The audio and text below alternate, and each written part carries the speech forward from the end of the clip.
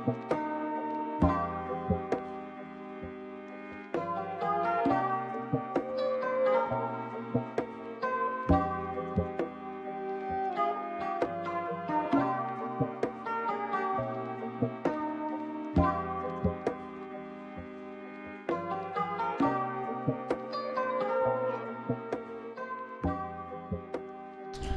right, everybody, what's going on today? Welcome back to the channel. We're gonna do a couple of drafts today. I've already done a handful. On, you know, while I was at work on Underdog. We're gonna do a couple more Underdog Poodle drafts. Let's go ahead and jump into this one right now. I'm gonna have to resize that. Okay.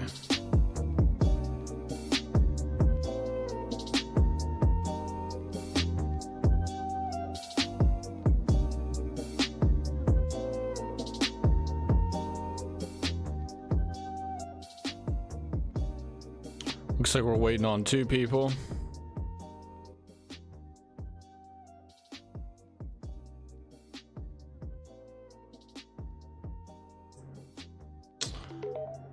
I'll tell you right now, it's been a little tough drafting lately. It seems like a lot of our players, people are on to them. You know, we just got the 11 spot, so that kind of sucks.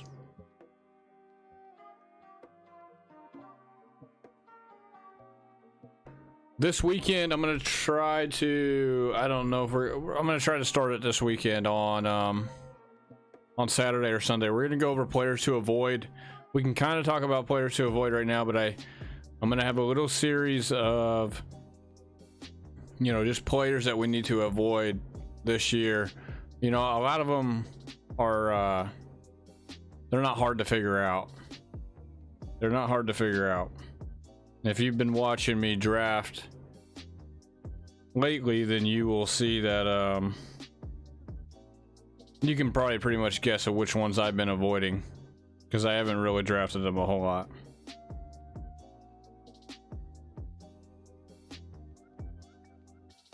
So we get some time to think here. We got the 11 spot.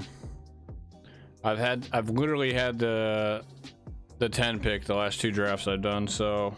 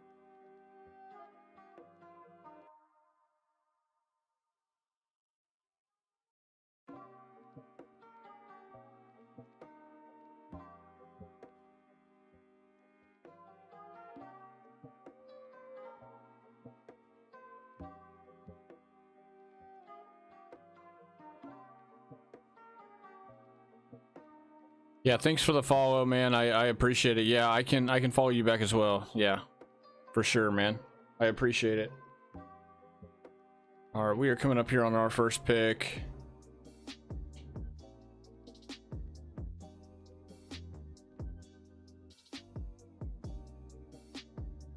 I'm gonna continue to do this.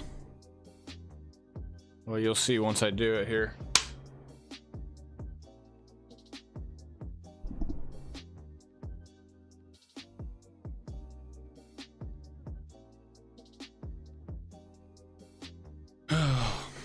All right. So they took Brown, Diggs, and Adams. I am totally cool with that. I'm not going to risk losing Wilson. I think Wilson is the best guy out of all these guys. Really, I think he's better than some of the guys that just got drafted ahead of him. I truly believe that. So he goes Eckler. That's fine. We could have maybe went Eckler if he would have been there at 14. I haven't really taken much of Eckler, but I might. This would not be the spot to do it, though.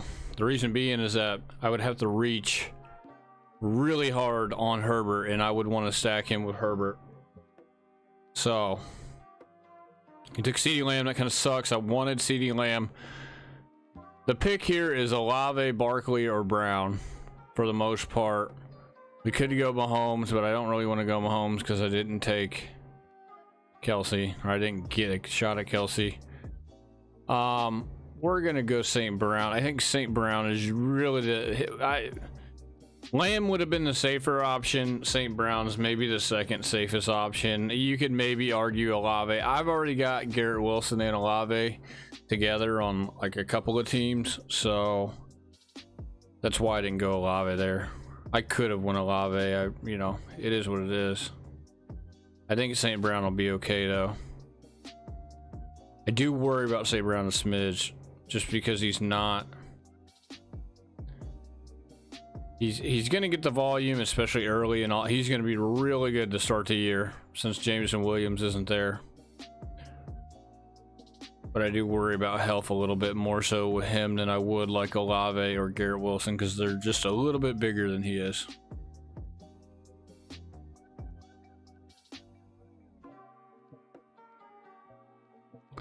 But don't get it twisted. Amon-Ra St. Brown is a very good pick. He's a very good pick. Very good. I'm going to show you guys exactly why when I get to it here. Let's mess with this a little bit here.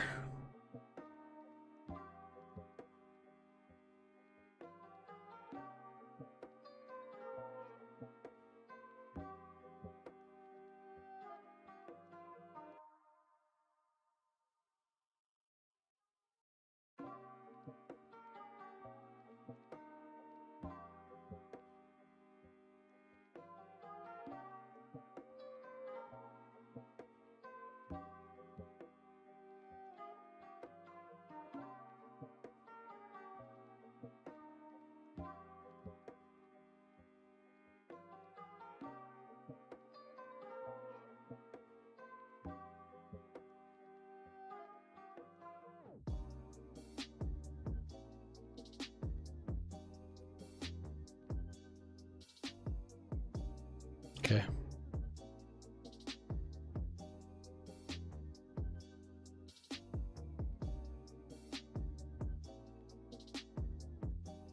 All right. So there is that. We will lock that up. We are 9 picks away. We'll do 2 or 3 of these. We'll do a few of these, and then we'll go over my rankings. So I need to adjust the rankings a little bit again, I think, but I went over and I went over key stats, key metrics for each player at quarterback, running back, and receiver. I haven't made my running back notes yet, but we might do that. We might do this, you know, do that this stream or whatever, and I'll go over each quarterback. Well, not each one, but we'll skim over the quarterbacks, we'll skim over the receivers and the running backs. I'll show you the notes I made. We can look at the stats together, and I can show you exactly why I like certain guys better than others. So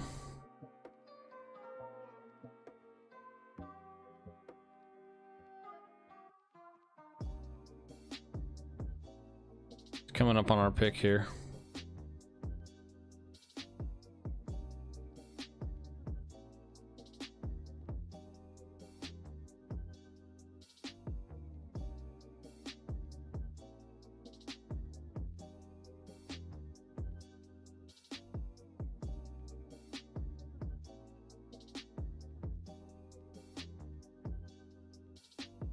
All right, it's our pick here.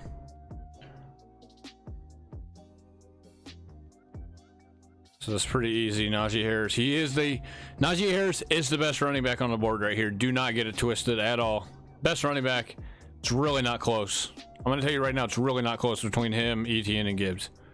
Gibbs could be probably a little better than what people think, but neither one of those two guys are going to beat Najee Harris in fantasy. I'm glad he took ETN, because now I will take Gibbs. I will take Gibbs. We have St. Brown. We'll take Gibbs as well. I'm actually glad he took ETN. I think Gibbs is the second best guy in the category of late third round, early fourth round. I'll take Gibbs over ETN this year. I do like ETN, but I just don't know, man. I got a feeling he may not be quite as good as what people think, just because of them going out and getting Tank Bigsby. I don't think a lot of people don't really realize how much that hurts ETN, but they're gonna find out. They're gonna find out eventually. What am I doing here? There we go.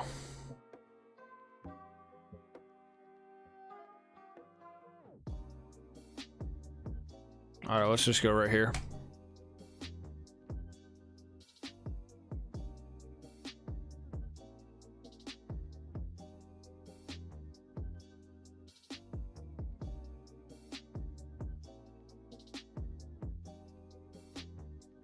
So we need to double screen this over here. Okay, there we go.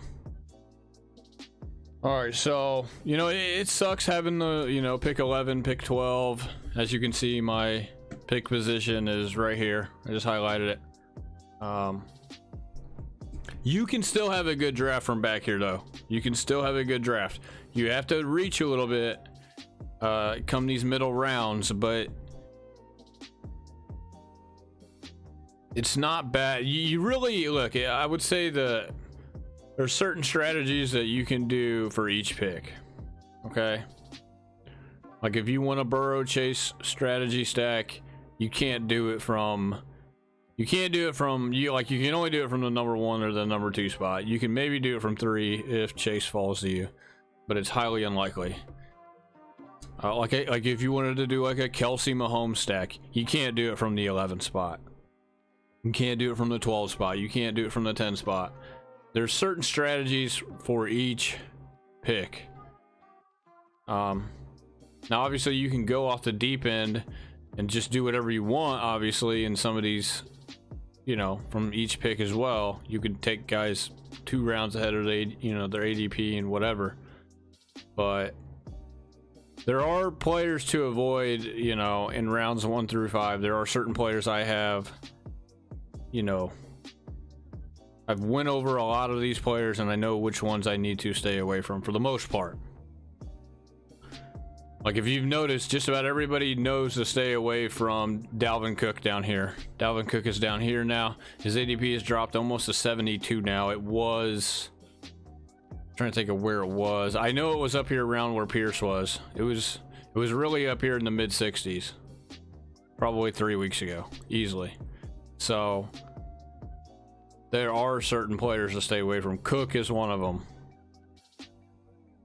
I would argue Mixon is probably one of them too. So let's see here. It's coming up on our pick.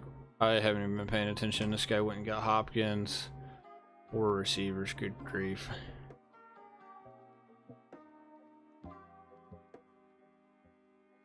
He got Hopkins more and went back to back. Okay, it's our pick. This guy just took Kenneth Walker. So this is tremendous value that Herbert just fell to me. He's one of the nuke players. We're obviously going to take him right here. This is a no-brainer. This is a no-brainer when he falls to you. Herbert should have been off the board already. So we're going to take him. Herbert should have been off the board. Normally, I'm not taking Herbert right there because I have the 11th pick, which is pick 59 in the 5th round. He's usually gone by then. Now, since Hawkinson's gone, I am a little worried about Pitts at tight end. I am a little worried about Pitts. I do have him on a lot of other teams. I'm not going to take him on this team. I'm going to let him slide. So I am going to go get, I'm not even going to say who I'm going to go get. Okay, now I'm going to tell you. I'm going to get Swift. I think Swift is very underrated this year. And I think especially when you're picking in the back here, you want to get 3 running backs early. You want to get them. You want to get 3 running backs within the first 6 rounds. If you don't, and you wait till the end of round 7, you can maybe get Rachaad White. You can probably get Madison, but I'll take Swift over those guys right now. I think Swift is a steal this year in the draft. He's definitely a steal if you get him in round 7. Like if Swift would have fell all the way down here to 72, 73, and I've seen him fall that far. I've seen him go, what's his ADP? His ADP is 72, which is the first pick, or say that, no, take that back. It's the last pick of round 6. So beginning of round 7 potentially. If he falls to you right there, it's really a steal. It's really a steal. So, but I'm not gonna let somebody do that. I'm gonna be that guy. I reached on him a little bit, but he is a guy that you should reach on. Just trust me. I've done the research. I've done the homework. Think of Miles. Think of Miles Sanders from last year. Think of Miles Sanders from last year on the Eagles.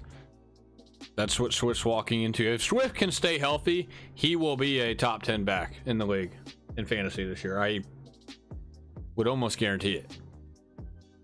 It's going to be close. He'll be top 12 for sure if he stays healthy. He's got to stay healthy and get 15, 16, 17 games in. If he does, he will be very productive in that offense. I'm not kidding you guys.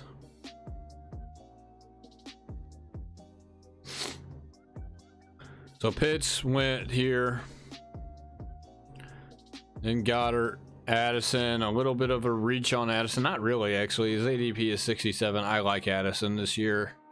I think he's a very good receiver 3 or 4. If you get him as a receiver 4, you're, you know, with like a Jefferson stack and like a Kirk Cousins stack, you could have a really good team, obviously.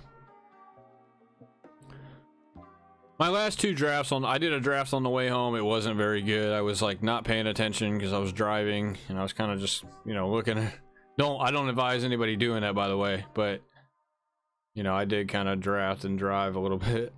Draft and drive. Drive and drafting. You miss a few picks if you're not, you know, if you're more paying attention to the road, which I was, obviously. I missed a couple of picks where I got auto drafted and it was bad. It was horrible. I had like 5 running backs within the first like 8 rounds. It was terrible. So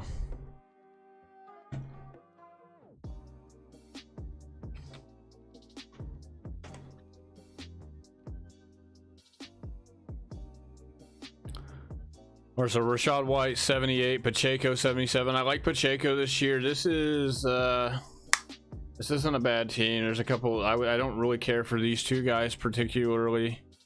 Pickens is okay, but I would like Pickens as a 4th receiver in a lot of cases. That's just me though. I already know who I'm gonna get, but he's got to fall to us. I don't know if he's gonna be there or not. I have the guy who I want, and I'm hoping he's there. I'm not gonna queue him. I don't want to get stream sniped here. I've seen a couple people jumping in and out. I don't think anybody's in here right now, but one person. Just in case. We don't want to get stream sniped, you know. There goes Hollywood. Ooh, Connor. I'm seeing Connor taking over Madison, and oh, this guy just took my guy. I wanted Dotson. That's who I wanted. So we're gonna reach. We're gonna reach big time here. A little bit. We're gonna take Elijah Moore. A little risky, but ooh, I almost forgot about Quentin Johnston. Let's wait on Elijah Moore. We'll get Johnston first. Forgot about Quentin Johnston. This will be the first time I've stacked Johnston with Herbert, so let's do that. I haven't really stacked anybody with Herbert yet. Like literally nobody. I've never stacked Williams, Keenan Allen, Johnston, or Eckler. So let's get Johnston. We'll get Elijah Moore with our next pick. More than likely. Unless this guy is watching the stream or whatever and he knows I'm getting ready to pick him and he decides to stream snipe me or something. But he's got to go get a quarterback. He should go get Watson here, maybe. So as you can see, the receivers are flying off the board. I do kind of like Cortland Sutton, Do not draft these two. These two guys would be on the avoid draft list. They would be on the avoid. I do like Juju. Juju could be okay as well. But we're gonna take Moore. I just have a feeling about Moore this year, and I think Moore can be pretty good in this offense here as the slot guy in this offense. So give me Elijah Moore. It's a little bit of a reach. I get that, but trust me, he's not gonna be there.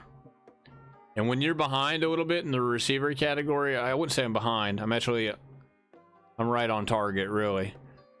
But when I miss out on Dotson like that, I could have maybe went Johnston and Dotson, which would have been more ideal. But that guy took Dotson, obviously. These quarterbacks should start flying off the board though here pretty soon. There's a lot of quarterbacks. We got 1, 2, 3, 4, 5 within like the first 12 picks. So Madison went right after us. This guy's got Taylor, Henry, Walker, Madison.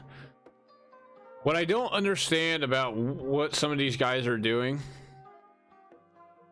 this guy, I get, like, those are 4 good running backs, don't get me wrong. But is he gonna spend his next pick to get Charbonnet if he's got the option to get Charbonnet? He should. He should want to handcuff Charbonnet and Walker. I think Walker, look, I own Walker, and I'm probably going to keep Walker in my auction league. I highly advise you handcuff Charbonnet to Walker. It's probably the biggest handcuff that you should do, that you should make. I highly recommend it.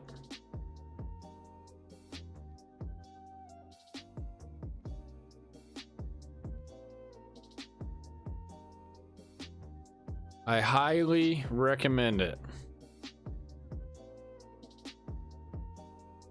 All right, now we know what we need to do with this cutout here. All right, let me adjust my cutout. Richardson just went 93. I seen Richardson go like past 100 in a draft this morning. It was pretty insane. I was kind of not happy about it.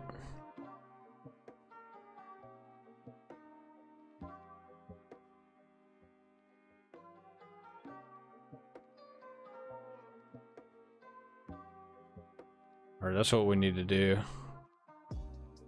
We might need to make it a smidge smaller.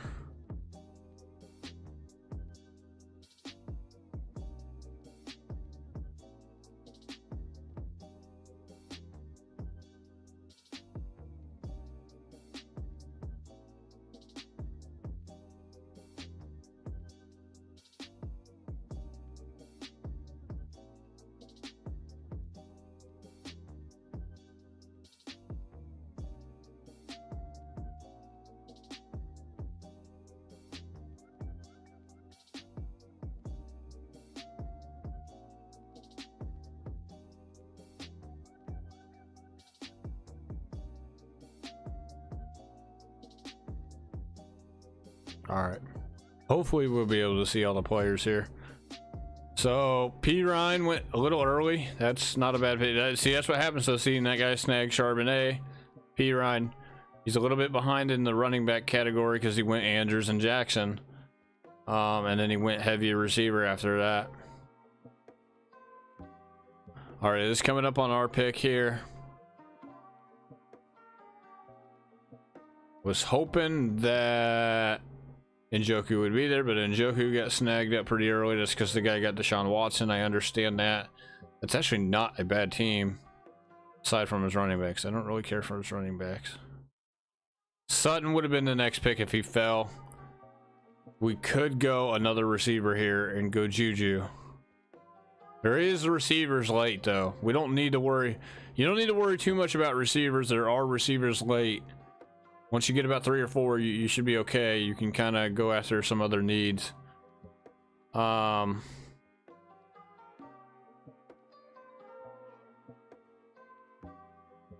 somebody take Rodgers? You piece of crap. Piece of crap, dude.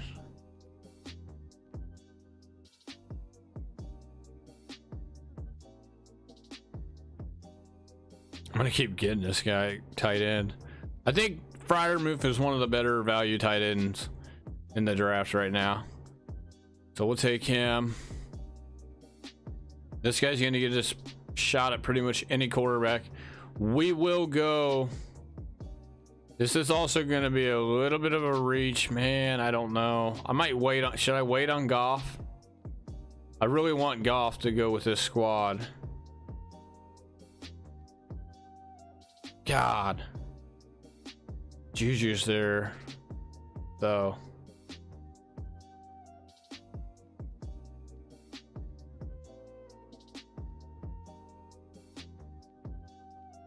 Penny is there as well. This is tough.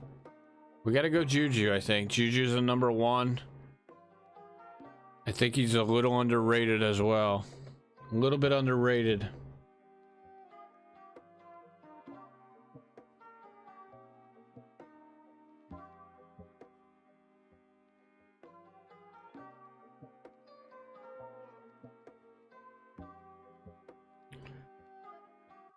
Juju's a little bit underrated.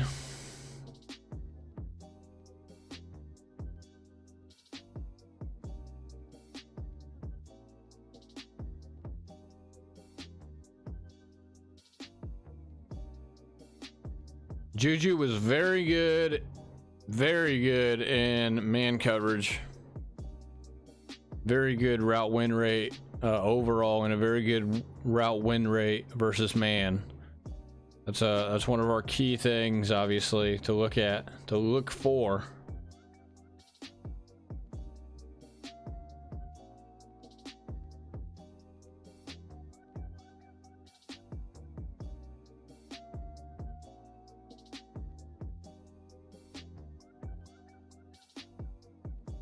We're hoping Jared Goff will fall. This is gonna be holding our breath here on this one for him to fall. It's not the end of the world if we don't get Goff, okay? It's not the end of the world. I would like to stack him with Gibbs, with St. Brown, but it is not. Let me emphasize this. It's not the end of the world. There are some other quarterbacks out there. We got Herbert as our true number 1. There are a ton of other guys who could be that number 2. Obviously, a true number 2, Goff is like at the top of that list of being a true number 2 quarterback in fantasy. Like I put him over Carr. I would put him over Jordan Love. I would put him over, Young and CJ Stroud, the rookies, obviously. Russell Wilson's close. Who's the next guy down? Obviously, you can see Russ right here. He's close. But, yeah, Kyler Murray especially. Kyler's going to miss time. Stafford, I would really take him over Stafford. I think their offense is going to be a little more efficient than the Rams' offense this year. So we're just gonna have to wait and see, though. I don't think he's gonna be there, but if he is, we will take him. We will take him. The good news is I have a lot of the good, if not, I really have the Detroit players on my team, so there maybe not be a whole lot of people interested in him. But we are 7 picks away, so it's not like we're close. If we were like 4 picks away, we could probably get him. 2 quarterbacks, 2. So really, I got 3 guys in front of me with 1 quarterback that, and 2 of them are right in front of me who are gonna probably snipe me, would be my guess. That guy needs a running back though, so he might take running back. The guy that's right in front of me, Vassar, he's probably gonna be the one that snipes me here, I would guess. So we need to start thinking about, look, you can have a plan all you want whenever you come into these drafts, but you got to be able to move with the flow. You got to be able to pivot at any time off of a certain player. It's hard to do these on your phone. I get it. Like I think their phone app is very good. I like doing these on my phone as well, but I prefer on the computer, sitting here talking to you guys, talking about what I'm doing. I have more time. My focus is on this solely versus whenever like I'm doing it on my phone at work and I'm on a forklift. You can see more of the guys. I have my cheat sheet over here on this monitor. as far as like players, which I kind of have a cheat sheet in my head because I know exactly kind of what I want to do as well anyways, but I have a little bit more information over here probably than what I can remember on this screen over here. So only got 3 running backs. We need to get another running back, which we will. We will get another running back.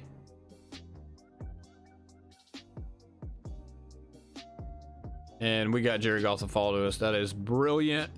Brilliant strategy by me. Very brilliant strategy, baby.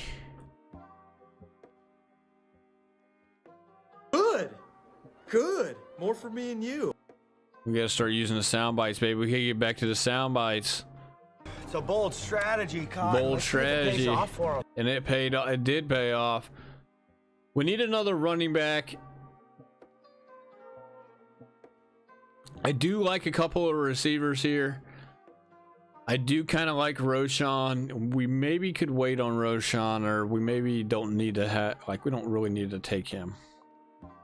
We don't really need to take him. Oh man, don't choke this.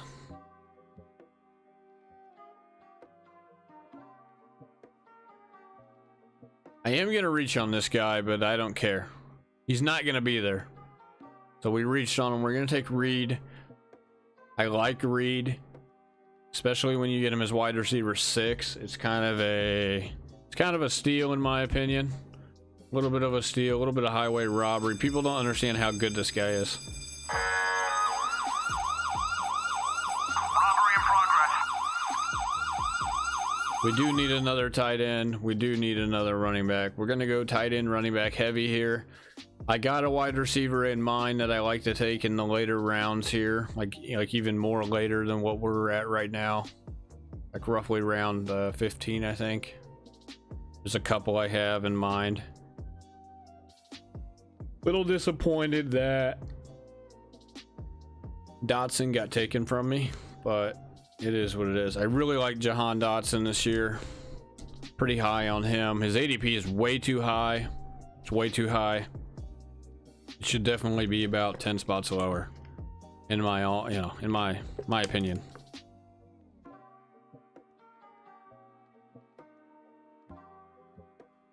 Look, as far as early receivers to stay away from, we can start going over some of these guys. As far as like super early, the number one guy like super early that I am staying away from is Davante Adams.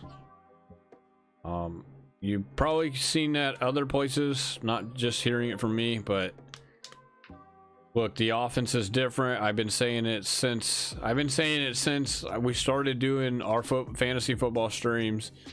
Really, I've been hollering about this guy from the hills okay, it's not like I just came up with this.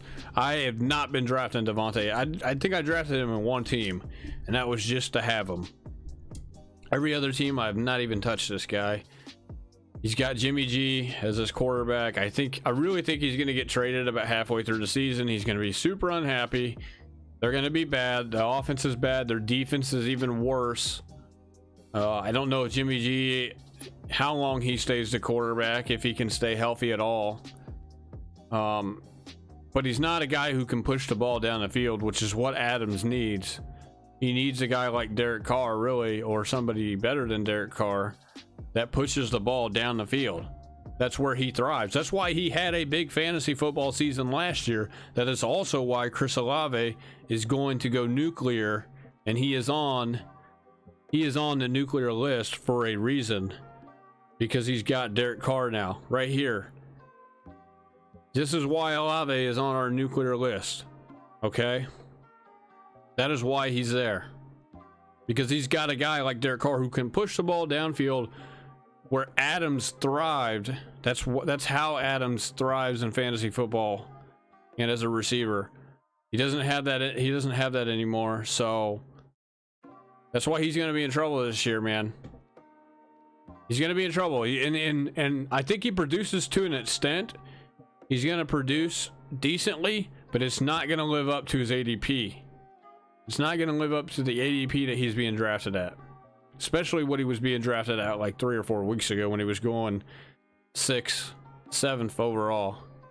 So I can't believe this guy fell to me. I did not think he was going to be there. Let's see what this guy's got. He should not take him, so we're gonna continue to kind of take this approach. You know, we should go Gerald Everett. I'm gonna go Gerald Everett just because I would normally go Laporta there, but we'll go Gerald Everett. I do have Gerald Everett on a couple other teams, so it's not a big deal. I do think one of these receivers is gonna fall to me here. I like Chark. Chark is the best of these 4 right here. Don't get it. Really the best of these 5. You could argue Shaheed and Downs could be a little higher. It's going to be close on the other guy that I really want. We do need a running back though. I went kind of light at running back here. Let's go get Chase Brown actually. We're going to need a running back. We'll pass on Chark. It's fine. I got another guy in mind down the list. Obviously, I know I almost have all these guys' ADPs memorized right now. I mean, I've done so many drafts, so I know where you can get guys and where you can't for the most part. Obviously, there's going to be a snipe here or there, or a couple reaches, you know, that you don't expect. We will go get Chase Brown. I think Algier is probably a little better than Chase Brown. That's if Chase Brown does not become the guy, though. That's if something doesn't happen to Mixon. If something happens to Mixon, I will take Chase Brown over Algier all day. And that's kind of why I've been taking a chance on Chase Brown in a lot of these scenarios. So I don't care for Zeke. I don't care for Deontay Foreman. Zeke is probably going to get signed like in June here before minicamp. I think it's minicamp that starts in June. I think Zeke's going to get signed back with Dallas. He's going to be on they're going to sign him to a 1, 2, maybe a $3 million contract on a single year. I think he comes back. So that is just my opinion now. This is definitely a little bit of a different team than we've had in the past. I don't dislike it though. I think it's decent.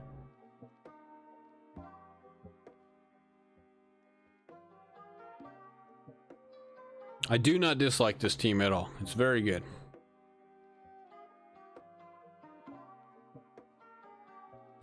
So Adams is really a guy early, and I'm talking first round. Out of all the guys in the first round, Adams is going too high. He's a mid-second rounder. I've seen him go at like 15th, 16th overall. I think that's a better value for him.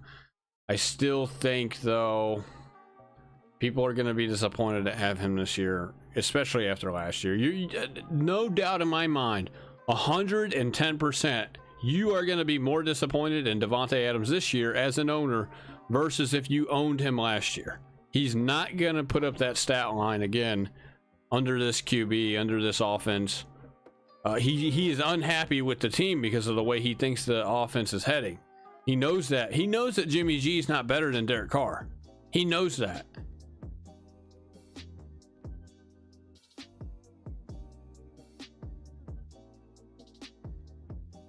The second guy, I wouldn't say avoid this guy. He's not a fantasy bust. He's not a bust, but he's a guy who's also being drafted a little too high in my opinion. That is Jalen Waddle. You've seen Jalen Waddle going, let's just go back and look where he went in this draft. You're seeing Waddle start to slide a little bit, but he's going middle of the second roughly. 17.6 ADP. He got drafted with the 18th pick here, so he's usually going 16, 17, or 18. I've seen him go as high as like 14 and 13 now. I've seen him go as the first or second pick in the second round. I think that's too high for him, and I have stats to back that up. I'm not just saying that to say it. We can go over some of his stats here, his stat line. So let's just put it this way. Aside from Cooper Kupp, because Cooper Kupp got hurt, so Cooper Kupp is kind of excluded from this. If we go over the top 15 receivers, at least on my list, I don't really think it's arguable. The guys that I have right outside the top 15 are T. Higgins, Christian Watson at 17, Cooper, Moore, London, that, you know, Deebo Samuel, Terry McLaurin, Judy, Godwin, Kirk. That's from 16 to 25. I don't think anybody can argue that. The top 15 guys that I have as my top 15 receivers, everybody has a version of those 15 guys in some order, I believe. Okay, he didn't take my guy. I like Hodgins. I like Downs, and I like Samuel as well. This is very tough. I already had 2 rookie receivers, though, so let's go get a guy. Hodgins very, very underrated, by the way. Very underrated. Go check his metrics from last year. All right, hold on. We're gonna pick one more guy. We got another pick here. We got 3 more picks, so we got to get another tight end. I already got the guy in mind. We might go get another receiver here. I usually stick with 7, but we might go 8 here. I'll go get... God, I was hoping Downs would have still been there. Piece of crap.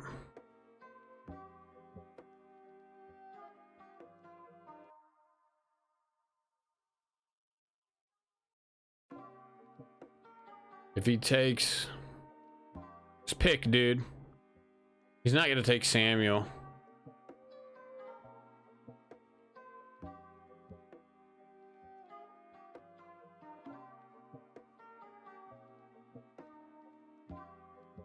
I like Pickett as well. Do we? We'll be okay at quarterback. Let's go get Samuel. Okay. All right, back to Jalen Waddle here. Okay.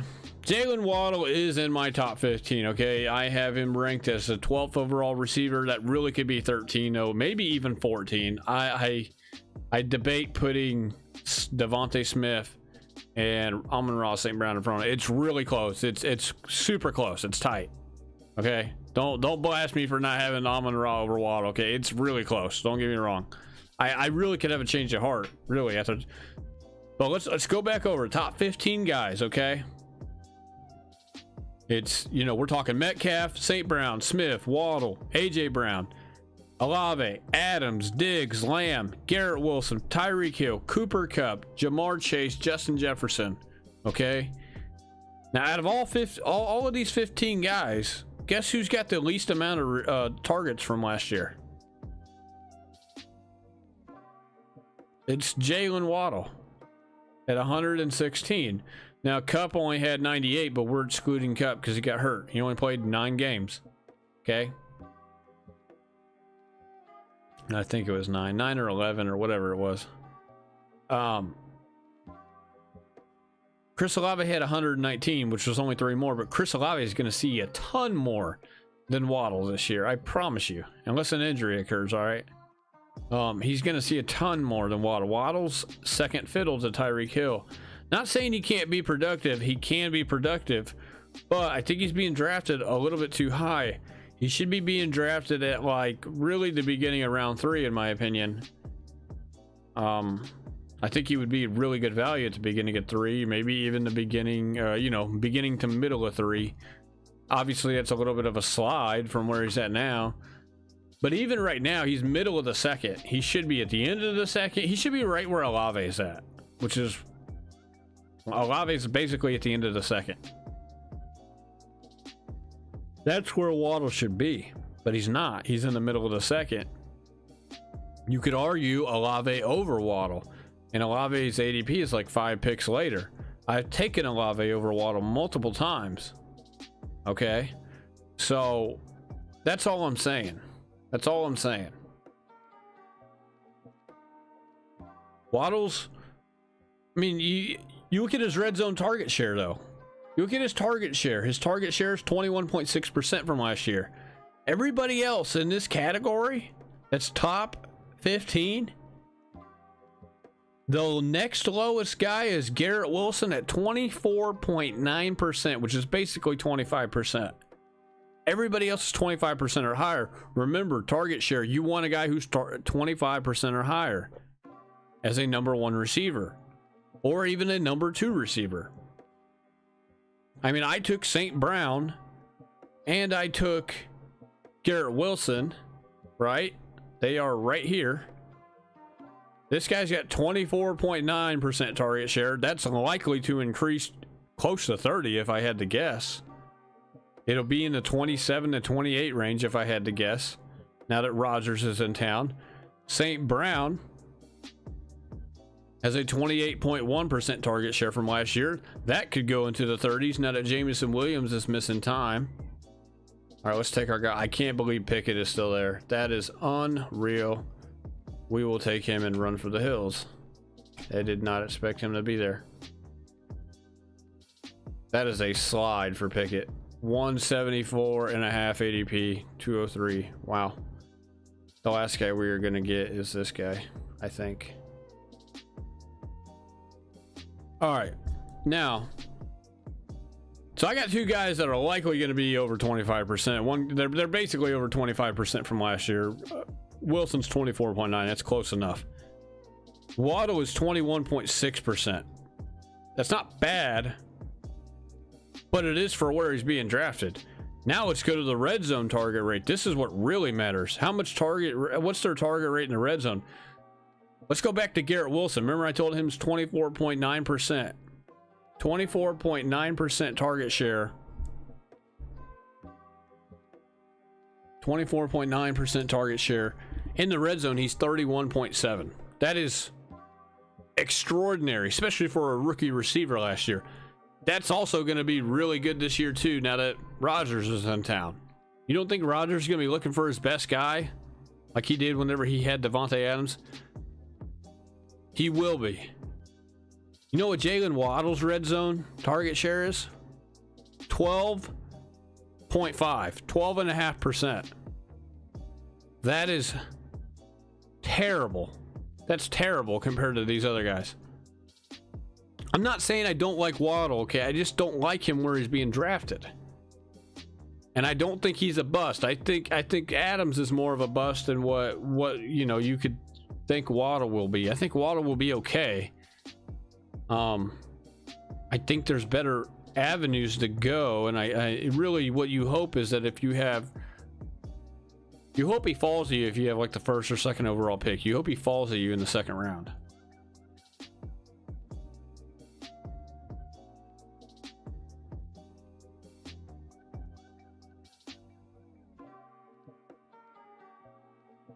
I mean, my player note on him is to stay away in the 2nd round because he's not worth 2nd round. His red zone target rank was 59th out of all the receivers. 59th. Tua played 13 games. Tua played 13 games. Okay, he missed 4, but he played 13. Really, he probably played about 11 because he probably came out in a couple of those games. I know he didn't finish that Bengals game.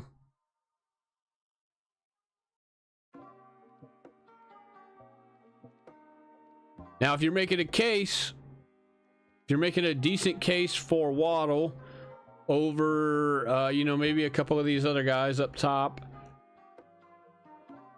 he wins his routes. He wins routes. He's 10th best in the route win rate, just under 50%, which is pretty good.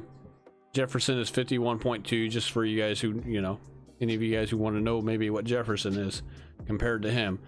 Jefferson's a 51.2% route win rate, which is 6th best.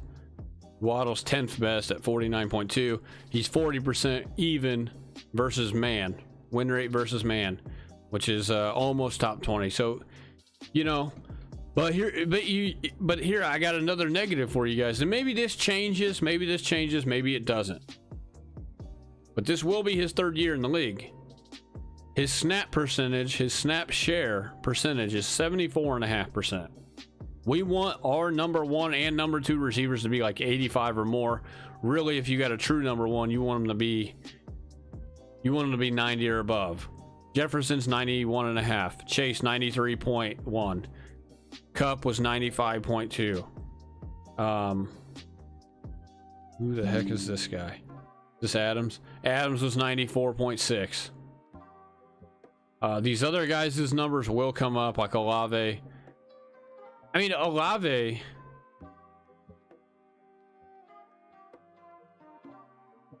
Did Olave have a higher? Olave didn't have a higher. Well, it was close though. Olave was 74.1%. Waddle was 74.5. Olave is going to see 85% or more snaps this year. That's almost a guarantee. Let's jump into another one of these Poodles. They are 67% full on the Poodles. If you want to get in on a Poodle, you better do it here soon before they fill up. All right. So that's all I'm saying about Waddle. Okay, he's just going too high. Let's move on. Let's move on to another one where I am kind of, I don't know. The next one is probably, I like Watson, but Christian Watson I think is being drafted a little too high going into the mid third round. Well, not the mid third. He's going like into the third round. I think he should be going middle of the fourth, maybe even late fourth. My player notes on Watson are he's a good wide receiver 3 or in the fourth. Okay, I'm not a fan of reaching on him in the third. I don't know if you call it a reach. Maybe you do, maybe you don't. I think you should get him in the fourth round or later though. Obviously fifth round's not going to happen. I don't know if I've ever seen him go in round 5. The reason why I say that is because I would probably rather have London. I would rather have McLaurin. So you can maybe even argue DJ Moore. We just got the 11th pick again. What is wrong with this freaking system, dude? System sucks. Skill-based matchmaking crap, dude. So tired of it. Seeing if I know any of these guys in here. I think the guy that's drafting 12. Snickler Rabbit. I think I've drafted with that guy before. You could argue Hopkins maybe even as well, and that's... Look, you could argue Hopkins if he gets traded to the Chiefs. I don't know what I'm going to do here. Because I had a pretty good strategy for what I did that last draft from the spot, but now I got to draft from here again.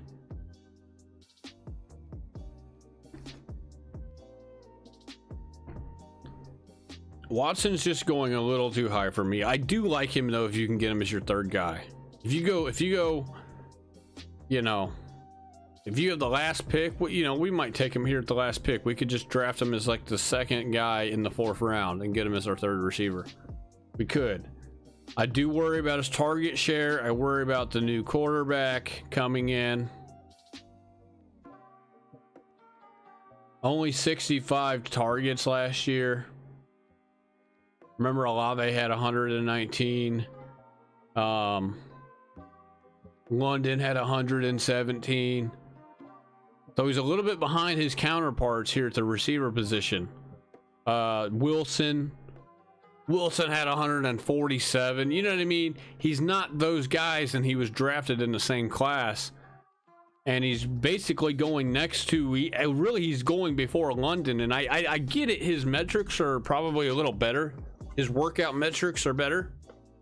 As far as how athletic he is, he's one of the most athletic wide receivers we've seen. But London is also a very good possession receiver. And he will be getting a full workload. We can go to their snap, you know, how much snaps they played. He's 17 and he's 20, so we can go to their snap share. 57.3% snap share for Watson. That's not very good. 78.8%. That's about 30% more. No, take that back. 20% more snap share for London over Watson. You know what I'm saying? I just think it's people are reaching a little bit. Let's go.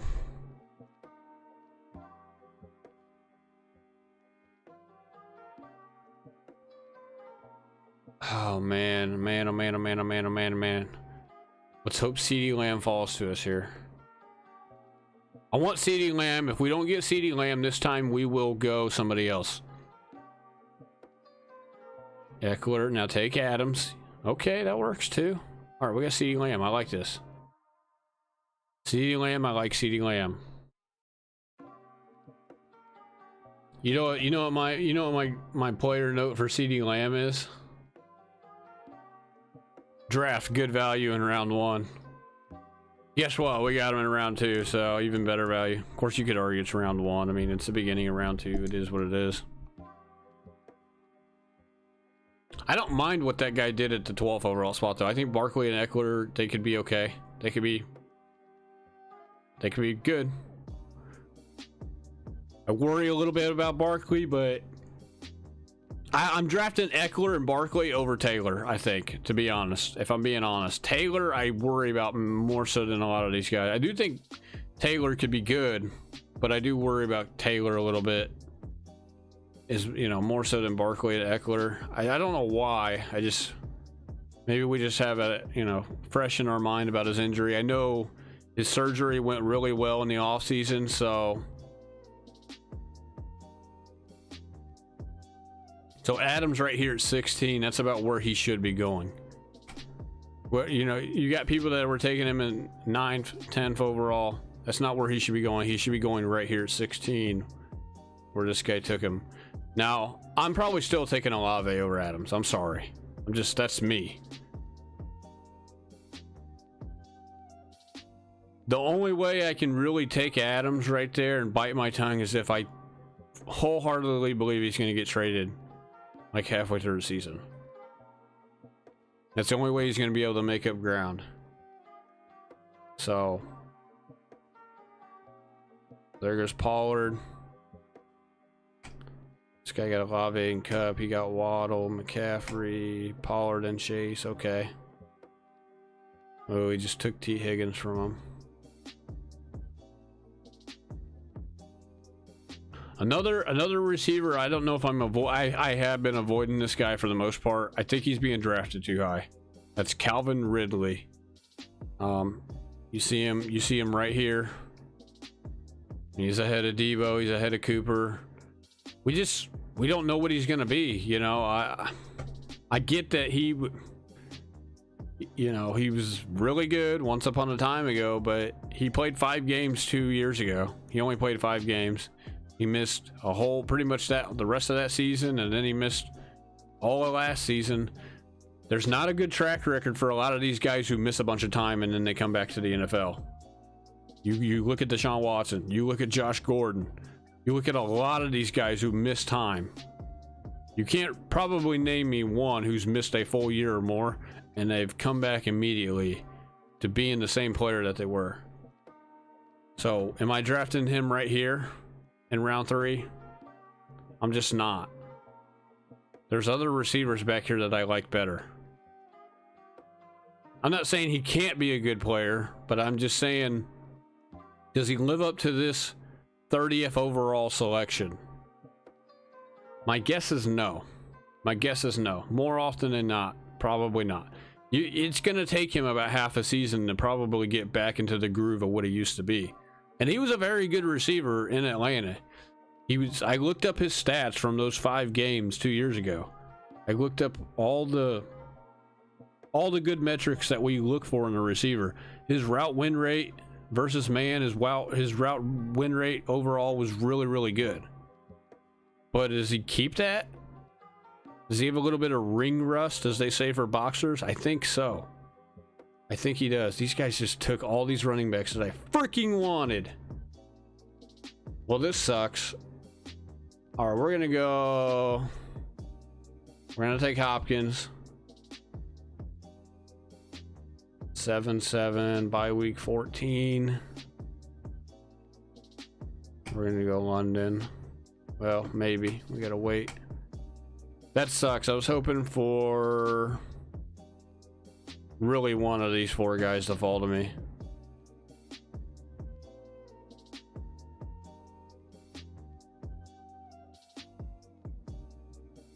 We could take ETN, but I just don't know about ETN, man.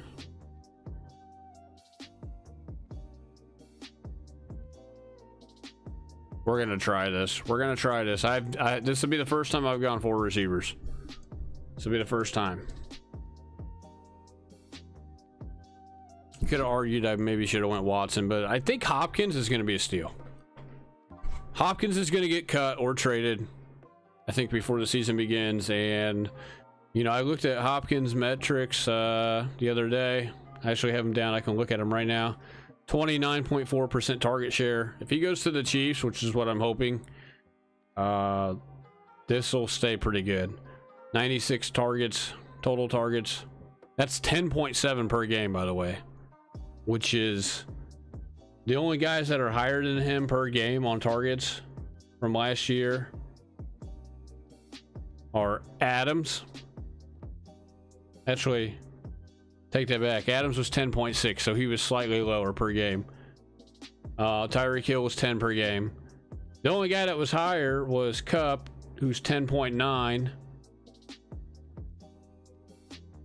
Jefferson, who was 10.8, and Chase, who was 11.2. So 4 guys. We look at Hopkins' route win rate. His total route win rate was 4th best in the league last year. His route win rate versus man coverage, 2nd in the league. One guy was better. So I think Hopkins has at least another year left here. I know he's going to be 31 this year. He's getting up there, but look, you're 4th best in route win rate total route win rate, and then you were 2nd best in route win rate versus man coverage. Those are the key metrics we're looking for that say, okay, this guy still has some left in the tank. He can still win routes against the defenders, even though he's 31.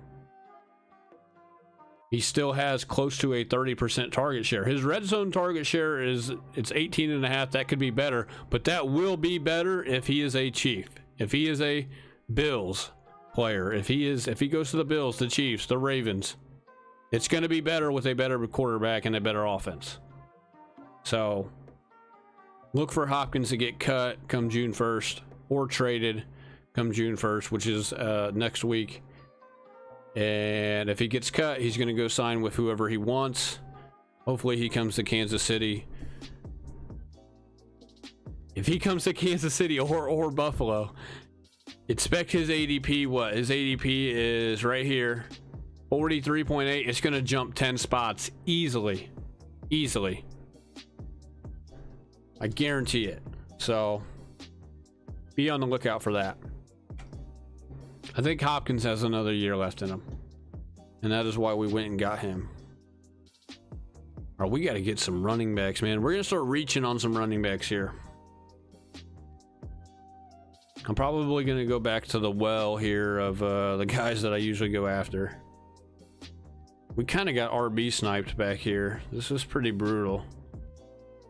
This right here is pretty brutal. Stevenson, Harris. The fact that Stevenson and Harris really fell down here into the 30s is pretty mind-blowing. So see, Herbert didn't fall to us this time, which is fine. We got him in the last draft at 11.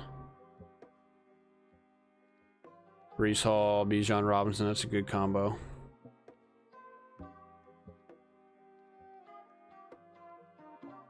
All right, so we're not taking either of these 3 guys, really, or him either.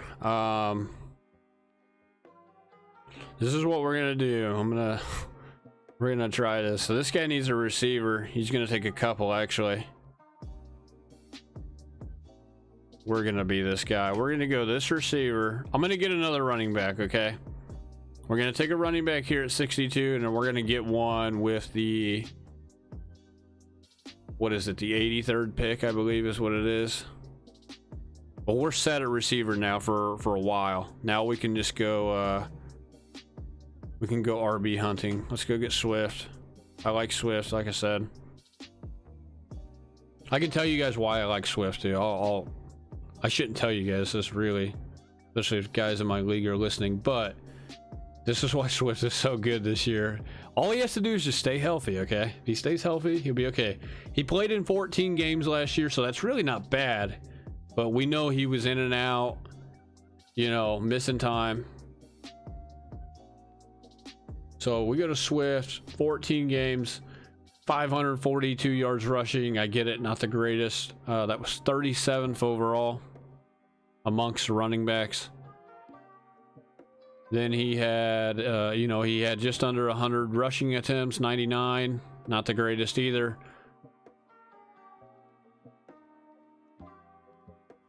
But here he goes. Opportunity share was 41.8. That's not very good. Okay, it's not. I wouldn't say it's not very good. It's not where it needs to be. Okay, if you guys want to know what we're looking at here, McCaffrey had 74% snap share, 71.5% opportunity share, which is pretty good. There's a couple other guys that had a little more than him, but not much. That's about really good though. That's like top 5, roughly. Actually, yeah, it's like top 5, top 3. So he had 41.8 snap share, 36.9 opportunity share. Those numbers are going to come up this year if he stays healthy, obviously. Those will come up this year. They didn't pay Penny hardly any money at all. It's going to be a, you know, whoever's hot, whoever's producing, that's going to be the guy who's in the backfield a lot. He's in a much better offense. I mean, I would say he was in a decent offense in Detroit, but this one's even better in Philly. Really, you know, you look at the receivers. I know the Lions got St. Brown, who's pretty good, but they don't have AJ Brown and Devontae Smith. So a lot of eyes are going to be focused on those guys. He's going to be able to catch the ball out of the backfield all day there in Philly, I believe. Here's where we get into the meat of things. Targets 70. That's pretty good. Not the greatest, but it's like top 10. Target share 15.1%. That's elite. Okay. Really, 15 or more as a running back is it's about as good as it gets. There's a couple. There's one guy. You know, McCaffrey's target share was 21.8, which was the best. Eckler was 18.9. You know, a couple guys in the 17s, but 15's good. That could also, his could get to 17 or 18% this year. So, targets ranked. He was 10. So he was top 10 in targets. Red zone touches 32. You know, that's mediocre. 48 receptions. Reception rank. He had the 12th most receptions. So that's an RB1 as far as receptions go. He's RB1 category. Top 12. Receiving yards just under 400. Look, if he has a healthy season, these numbers are coming up. Okay, we know what he can do. We know what he can do if he stays healthy. Route participation, 44.8%. I think this number is going to likely increase this year substantially in Philly. Touchdowns, 8. You know, that's about top 16. This is where we get into the meat of things, though. Yards created, 673 yards created. A lot of this is out of the passing game, too, for the most part. Some of it's in the run game as well, though. Yards created per touch, though. Okay, this is a key metric amongst running backs. Very key metric. Yards created per touch. How much are they creating on their own without their offensive line help? How much are they creating out in space? This guy was the second best running back. Second best running back. 4.58 yards created. Did somebody take Rashad White? They did. Those dirty dogs. Dirty dogs. You know what I say to that? Man, you are one pathetic loser. That's what I say to that. Okay. So yards created per touch, 4.58. 5'8". McCaffrey is like 3.26. He's over a full yard. This is huge. He's top 2. The only person that was better than him was Jerick McKinnon from the Chiefs. And I don't think McKinnon's going to do that again this year. The guy who was 3rd was Breece Hall, which we already know who Breece Hall is. So the fact that, look, this yards created per touch, this is a metric that you look for guys that still have it. Who still has it and who doesn't have it? I think we got to go to this guy here. Yeah, we have to. We could go Richardson, but we don't need him. Yards created per touch is a metric to look at for a running back. You look at this metric to see which running backs still have it, which ones don't. The ones that have lost a step aren't as quick as they used to be, or if they're, there's chances that they're decent but they're on a bad offensive line. Look, he went from one offensive line, like one really good offensive line, to another really good offensive line, so he's going to be fine.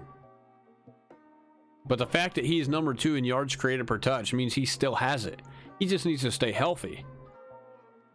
So that is why I make the case for Swift. You guys want to know like what Zeke's? Let's go over Zeke's yards created per touch. It's terrible. You know why? Because Zeke is done. He's done. Here's Zeke right here. Zeke's yard per touch. Created per touch. 1.42. That's 54th rank amongst running backs. 54th. There's 53 other running backs with a better yards created per touch. That means Zeke is done. That means he's off the cliff. He's over the cliff. We're talking about Swift here, who is number 2. He's very dynamic when you get the ball in his hands still. I get he's been through injuries, and I get it's hard for a lot of people to trust him because of the injury sake, but that's why we got him in we just got him in like round 6. He's not going in round 3 anymore. Round 2 or 3 or whatever it was last year. He's not going there anymore. He was for the most part going round 2. If you're looking for a steal,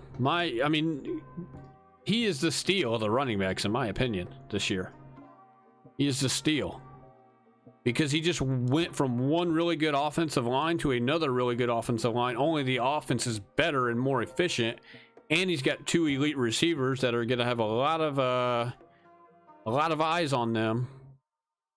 This guy's going to be sneaking out of the backfield left and right, game after game. He might lead the league in receptions this year if he stays healthy at the running back spot. Targets and receptions. I wouldn't be shocked. Penny's not really concerned because Penny's not going to take any of the workload that we didn't already know he was going to get, like what he was getting in Detroit. Penny might get a couple more goal line carries. That's if he stays healthy, obviously. But Swift is going to be the guy who is being used early and often, more so than people think. You think Derrick Henry at 15 was a good pick? I'm sorry, dude, if I missed your question. Are you still here? Mac, you still here? Derrick Henry at 15 was a good pick. Are you in this draft? Did he get picked at 15? He didn't get picked at 15, did he?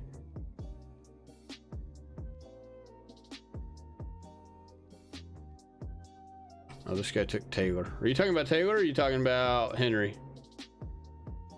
You think Henry at 15 was a good pick? Well, if you're talking about this draft, he was taken. That was Taylor that was taken 15th. Do I think Henry at 15 is a good pick? No. I think you could maybe get away with it, but I don't like it. I think you got to keep him in the 3rd round. Like, you got to try to get him in the 3rd round, or really the 4th round would be ideal. 4th round in a 10-man league would be ideal. Obviously, in a 12-man league, you're stretching it. It's probably not going to happen. I mean, Henry is, I've looked at his stats too, and I'm not high on Henry, but I could see him maybe defeating Father Time again this year, potentially. I mean, he had a really good year last year. The question is when does he fall off? He's gonna fall off sooner or later. And do you want to be on the ship when it goes down? Is the question you got to ask yourself. If I have him in Dynasty, I am trading him right now. I'm trading him 2 weeks ago, trying to get everything I can for him. That's just me, though. And anybody that's dumb enough to take it, well, then you got to get what you can get out of him, you know?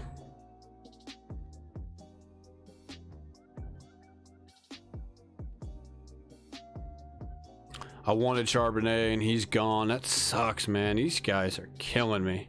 You guys are killing me with how they're drafting, man. Are we gonna go get Rodgers this time?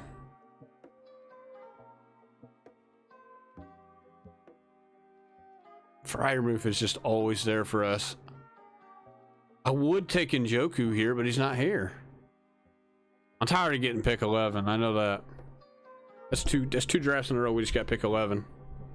Stupid.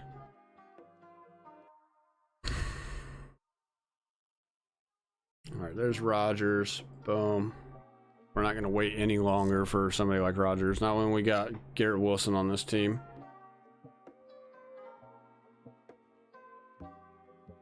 We could have went and got Cousins too, but it'll be okay.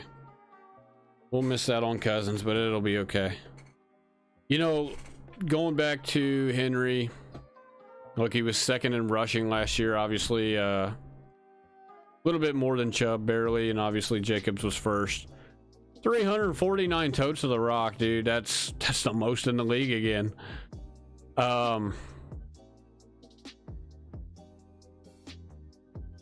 Snap share, only 67.1% snap share kind of concerns me a little bit.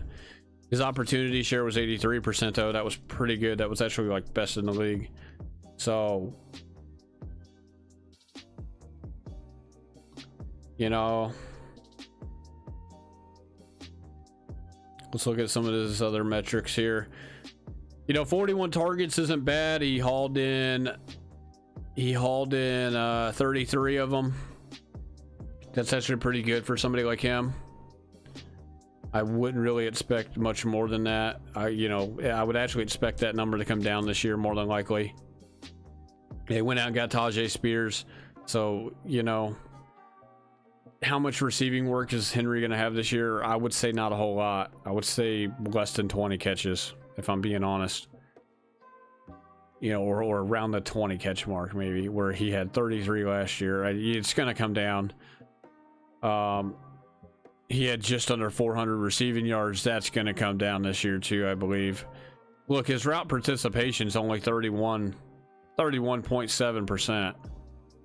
Okay, to give you guys a more knowledge about what's good and what's not. McCaffrey was 75%. Eckler, where's Eckler at?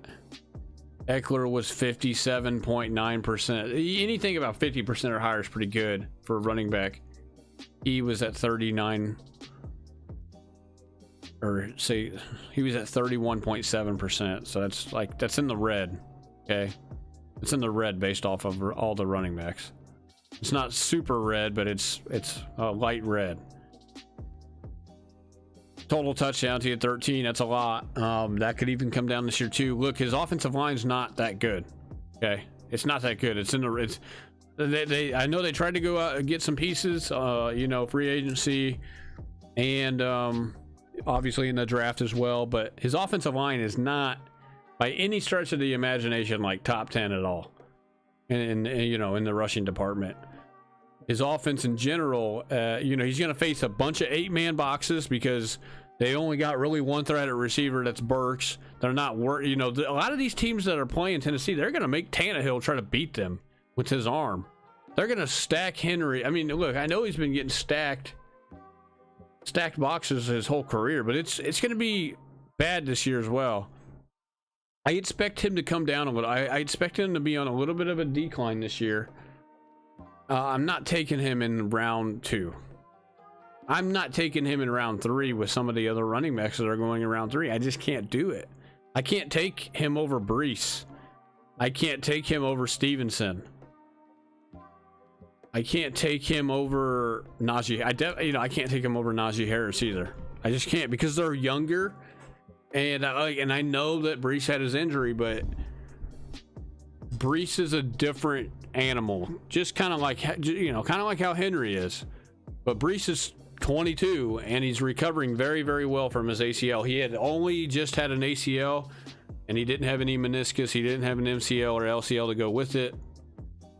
So there's a better likelihood of him recovering from this injury sooner and really just being better off more so than what your average back would be. You know, his surgery went really well as well. They said he's ahead of schedule. With all this other news of that coming out, I am drafting Brees over Henry. I'm drafting Ramondre over Henry too because of the receiving upside, especially if I'm in a full PPR league. So yes, that is my thought about Henry in the second round. The second round is too early. It's too early. I'd rather have Barkley. I'd rather have Eckler. Even though Eckler's kind of pushing it. I'd rather have Bijan, obviously. And I'd probably rather have McCaffrey, even though McCaffrey concerns me as well.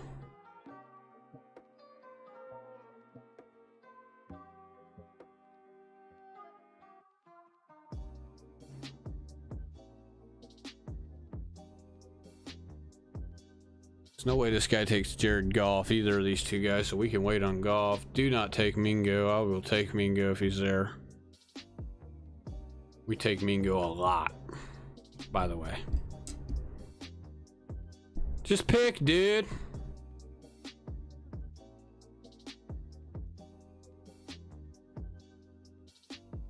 This guy, bro. He's got somebody queued up. He's got to. No, he took Goff. He got auto-picked. Wow. What? You know what I say to that? Man, you are one pathetic loser. Yeah. I hate that these YouTube comments do not come up on my...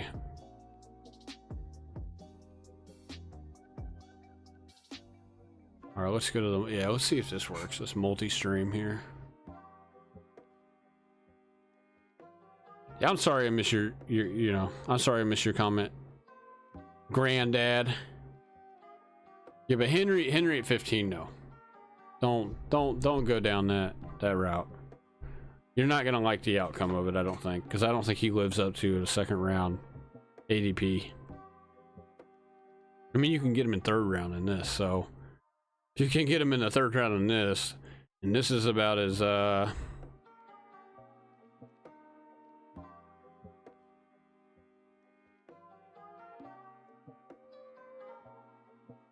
go Rice. Let's go get Rice. Let's take a chance.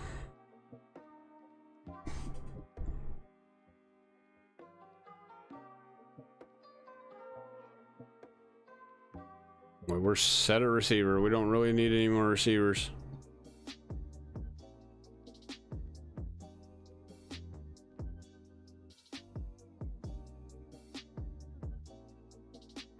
I'm tired of drafting at the end of the draft. I know that, or at the the end of the first round.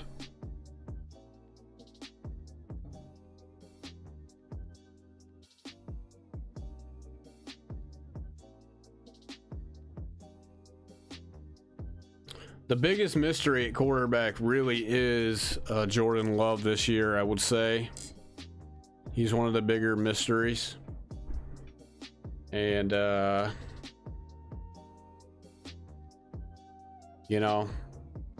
not saying he's a bad pick, but this guy just took him here at 141.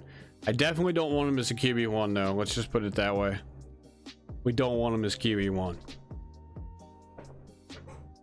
Because you could strike out, and really that's going to be all she wrote for that team, for that particular team. I don't think anybody's really drafting him as a #1 quarterback anyways. I don't think I've ever seen it, but I would just make sure you get a pretty good quarterback before him. Like this right here, I'm not sure about this strategy. Going Derek Carr and Love, I don't think that's a very good strategy. That's just me though. I could be wrong, but I would like Cousins. I would like even Tua. I would like Herbert, Lawrence. I would like a true #1 quarterback. Even Rodgers. I would want Rodgers over Carr. Because Rodgers is on a more efficient offense, more than likely. And he's definitely a better thrower of the football than Carr.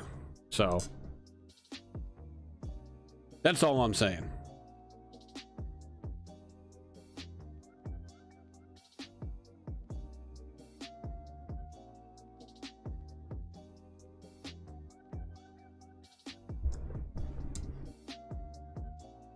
If there's any other players that you guys want my opinion about, if you guys want me to go over their advanced metrics that I have down here on this spreadsheet, just ask away and I will let you know what I got, what I think of them, and what my kind of player notes for that said player is. And I can really give you, I'll give you my honest opinion and I'll tell you what I got down. I mean, this is pretty much a good example of what I have. That this is what it looks like right here. Dude, this is just for quarterbacks. So, and that was just a little bit of it. So, I have it compared and contrast to all the other quarterbacks. For the quarterbacks, receiver, I have them compared and contrast to all the other receivers from last year. Now we can also look, we're not going off of just what happened last year, obviously. There's changes that have been made in the offseason, guys on different teams, head coaches, news info that we've had out there that like, oh, they said they're using this guy a lot for that. We can take all that other stuff into consideration and base an opinion off of that. And that is what the point of all that is. So one of the guys I like down here late, really from Jalen Warren and on, and even I'm trying to think, even Algier was just drafted. Algier, Singletary, Moser, like pretty much all those guys on down. I like Tank Bigsby probably more so than just about all of these guys. I like Chase Brown too, but Chase Brown's going to be a guy that you're just going to have to keep taking chances on. And look, you're not going to feel good about taking Chase Brown and be like, oh my God, this guy's a backup to Mixon. You're not going to feel good about him until something happens with Mixon. And then, like, if he finds out, if we find out collectively that Mixon gets suspended or he gets kicked off the team, then that's when you're going to be like, man, I'm glad you listened to me. You're glad you listened to me about Chase Brown. We're going to go get Chase Brown too. I like Jeff Wilson though too. Jeff Wilson's kind of up there. I just wish Jeff Wilson had the backfield to himself. He doesn't. We'll take a shot on these two rookies. We might go get if Jeff Wilson's there, we might go get him too.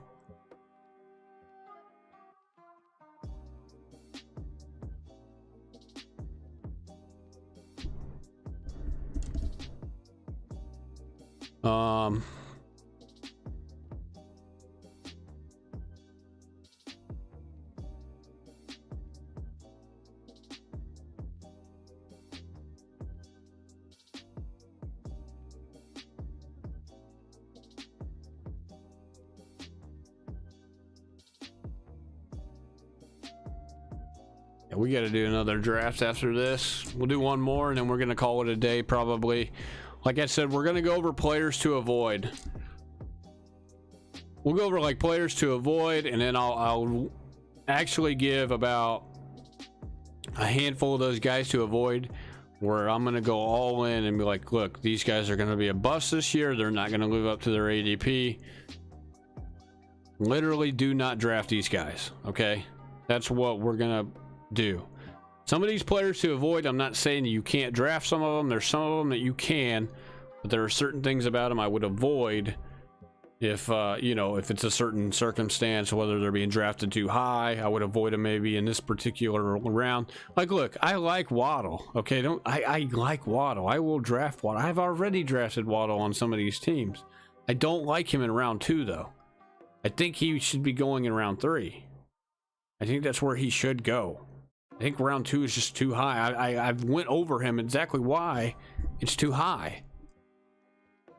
And unless something happens and this year that just comes out of the blue and say Tyreek Hill gets injured and he just picks up the full workload, unless that happens, you know, then we can have a different conversation. But as it stands right now, going off of what we know right now, you know, that is what my opinion is going to be of him on certain things. And we went over why. I'm not going to go over it again, but you know, if you guys missed it, go back and look at whenever I was talking about Waddle. I will try to put timestamps down on this video at some point during this live stream. I will put timestamps down. I need to start doing that with most of the live streams, but we haven't really been doing it lately. But also, we had a video this morning. Go ahead and check that out. It was our last nuclear player. If you guys have been paying attention, if you've been following the nuclear video series, it's over TJ Hawkinson. He is our last nuclear player for 2023 fantasy football. So go ahead and check out that video. I believe it dropped about a couple hours ago, roughly. So go ahead and check out my nuclear videos if you haven't already. And that will get you on track to drafting players, these particular players. We can show them to you guys right now. These are the players right here going nuclear in 2023. And these are the guys that you need to key in on in the early rounds.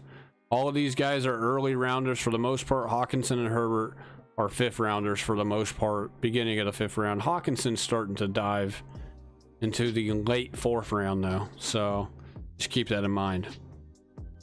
Herbert is a steady round 5 quarterback though. Very good value on Herbert. I think he's got some of the best value of just about any of the quarterbacks in the draft, obviously, you know. Herbert is... We went over Herbert pretty in detail in that video, so I'm not going to talk about it really right now. If you're interested in why Herbert is on the list, why I think so highly of Herbert, go check out that video for me. Leave a thumbs up, subscribe to the channel if you guys enjoy the content also. So it really helps me out, and I'm really appreciative of it as well. So thank you for that. Well, Sam Laporta is there, so we will take him. This is a no-brainer. No-brainer. I am gonna take Hodgins again if he's there. I'm gonna tell you guys why I'm taking Hodgins. The reason why I like Isaiah Hodgins so much. Let's go over Isaiah Hodgins real quick. I love this kid. This kid out of Oregon State, going into year 2, I believe. I think he was a rookie last year. Was he a rookie last year? Either that or he's going into year 3. I forget which year he was drafted. This could be...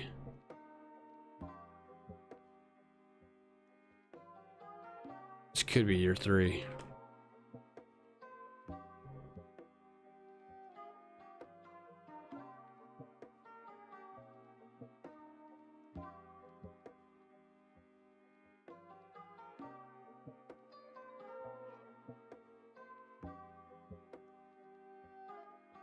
Yeah, this is year 3 for him. Yeah, he spent 1 game with Buffalo. New York picked him up. Look, 82.7 fantasy points last year in my league, at least. That's not bad, considering all things. Let's go over here to the board, the big board, advanced stats. Hodgins is a sleeper, like a big-time sleeper steal. I think down here where I drafted him in round 16. Round 16. This is highway robbery. This is highway robbery to get somebody like Hodgins down here. I'm going to explain to you why. Robbery in progress.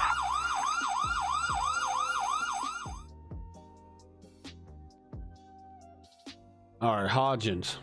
I mean, my player notes for Hodgins is steal. He's a steal. Look. 15.2% target share. That needs to come up, obviously, but think about it. That's about as good as, that's pretty close to our boy Christian Watson.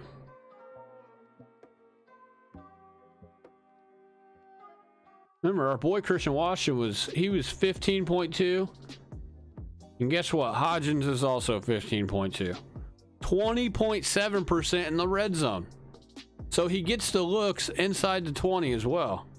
He gets the looks. We can go over Slayton. Slayton's his number one competition. He got 8.8% target share in the red zone. He has a slightly higher 16.8% target share. Slightly higher, not much. But he was way below him in the red zone. Targets. 71, or no, take that back. 71 for Slayton. Hodgins with 47. But they're both averaging 4.7 a game. They're both averaging the same amount because Hodgins obviously didn't play as many games.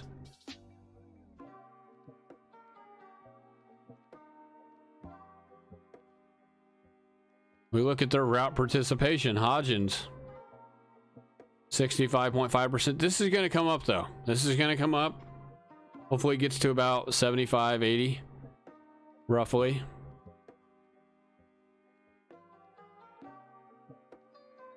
But the kicker here is he got 6 red zone targets. Not the greatest, but considering how much time he played, could be good. But here's the kicker. And this is, I mean, I know this is a small sample size because he only had 47 targets. But you want to guess who number 1 is? And total route win rate? And who's number 1 in route win rate versus man coverage? It's Isaiah Hodgins. And he's a big guy. He's like 6'4", 210. Big bodied. Very good route runner. Obviously. I mean, I shouldn't even have to tell you that. That's obvious. Damn, these guys took all my quarterbacks. Let's get Purdy first.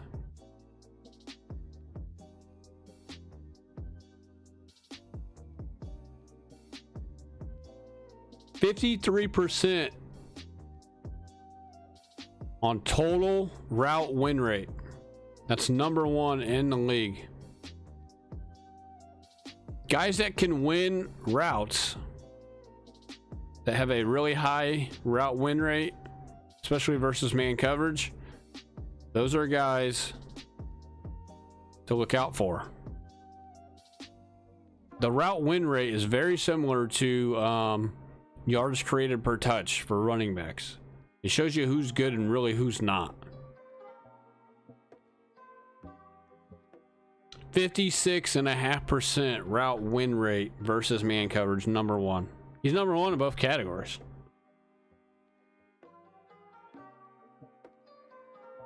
The guys that are really good receivers in the league, that are really good fantasy players that go in round 1 or 2, a lot of them, guess what? They're really high in that category too, but they're not as high as he is. Like Jefferson, route win rate 51.2%. 42.8% versus, now you could argue Jefferson's win rate versus man is a little lower because he had more opportunities. He had more routes ran, higher targets, so there's more of a likelihood he's going to lose a couple of routes against some defenders because he's going against them more often. But it doesn't matter. It's a small sample size, and it shows that Hodgins can win routes. Guys that can win routes catch balls. And the guys that catch balls produce fantasy points. Now, I'm not enthused about Daniel Jones by any stretch of the imagination, but like you look at Slayton had a little bit more of a sample size, you know, roughly 24 more targets, but Slayton's percentages for routes won and routes won against man coverage are not even really close. They're not very good at all. They're in the red. It's about average versus man coverage, but it's in the red for total routes won. So he's not as good of a route runner as Hodgins. Hodgins is more than likely going to be the number one guy on the Giants team in terms of receiving. He's going to be the number one guy eventually. He's a big 6'4", 210-pound guy. He runs pretty well, and he's got elite route running. And you can get him in round 16 because that's what I just did. So, a lot of people don't know about this guy. I think you're going to see his ADP. You know, his ADP is going to start to climb for the most part, though. All right, we're getting ready to do another draft. I don't even care who that guy drafts. We got to get a better pick. We've had the 11 pick the last two drafts, so let's hope we get something a little better. But that's my case for Isaiah Hodgins. Look, 20.7% target rate inside the red zone. That's 12% higher than what Slayton got. So it's because he's 6'4", 210 pounds. They're gonna look for him in the red zone. Obviously, Barkley and, you know, maybe if Jones is running in touchdowns again this year, they're going to be the guys, obviously, for the most part. But in terms of the receivers on the team, Hodgins is the guy. He's the guy. He's going to be the guy, too. I'm not saying go draft him in round 10 or, you know, but you can get him at the end of, you know, you can get him at the beginning of round 16 like I just did. Or the middle of round 16. You know, pick him in round 15. Whoop-de-doo. That's the end of the draft for most people who draft in like a 15-round draft anyways. You're getting him for nothing. So why not take a chance on him? Number 3. Gosh. Let's hope they pass on Chase.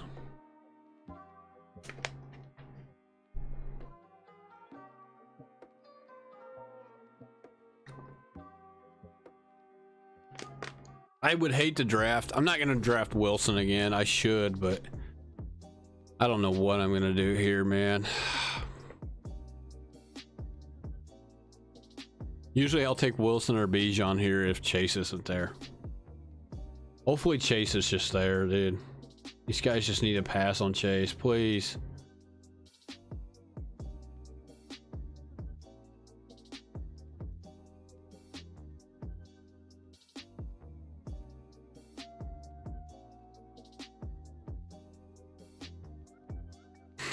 Diggs, I don't know, man. This is gonna be rough. I'm not a fan of this pick. We could go Kelsey, but I don't think I'll be able to get Mahomes. I do want to try to get Kelsey Mahomes.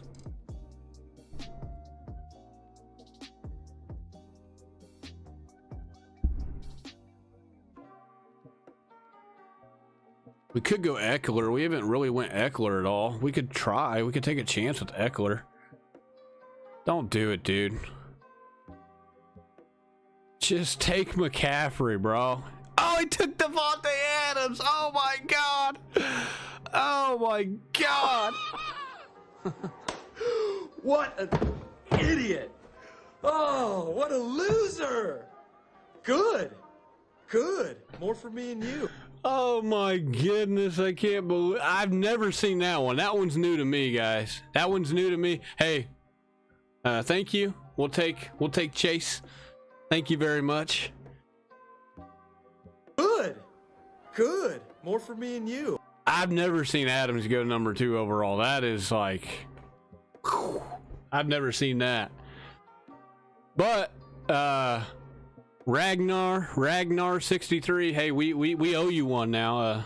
Thank you for giving us Chase. Much appreciated. What an idiot. Hey, guess what else? Delusions. Yes, sir. Guess what else? Oh, well, better luck next year. I could go on all day with this guy. Hey, guess what else, too? You know why he drafted Davante Adams? He's got a problem. You know what that is? There's a problem. You're not any good. Oh my God, I haven't seen that one. I was thinking McCaffrey. I was thinking maybe Tyreek, you know. But a guy that we were just talking about a guy to avoid, a player to avoid potentially, in Davante Adams at number 2 overall. That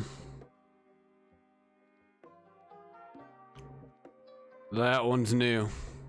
We will take Jamar Chase, though. Thank you very much for that gift. We will take advantage of this. We will take advantage of this. Bijan goes 10th. That's not bad. I think if you can get Bijan at like 10 or 11 or 12, you are stealing. Kelsey at 7. So Kelsey's really starting to go 7. I know his ADP is 6, but really he's going 7 more often than not. It's about time we get gifted with Jamar Chase at the number 3 pick. It's about time. It hasn't happened in so long. This is only the second time it's ever happened to me, by the way, as well. Only the second time. So we go from getting the 11 pick, 2 straight drafts. Now we get the 3rd pick and we get Chase. This is a good one to end on. Very good one to end on. We just need to game plan here a little bit.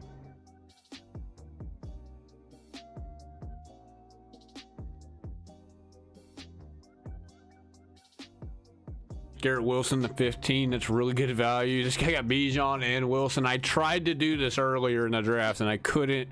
I took Bijan at like 9, and somebody took Wilson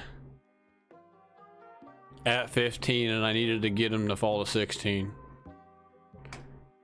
Yeah, that's what happened to me, basically.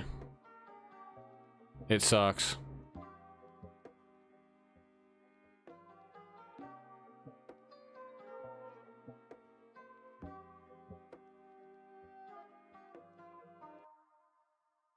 All right, so Mahomes, Waddle.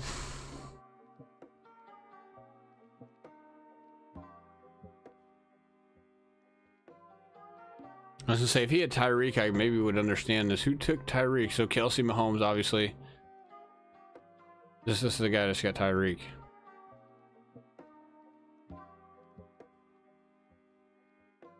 Oh my goodness, man. I cannot believe that we just got Chase at the 3rd spot. You guys don't understand. I've done a ton of these drafts, like a ton.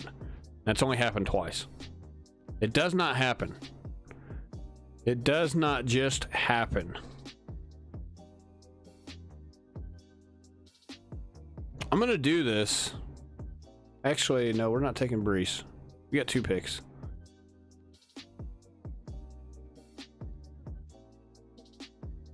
We're gonna go Stevenson, Brees. That's the goal here. That's the game plan. And unless we get sniped, that is the game plan here.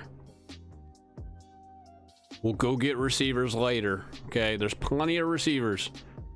Plenty of receivers. We just got the best one. And then we just need Burrow to fall to us. We get Burrow to fall to us, we're in business. We get Burrow, we are in business.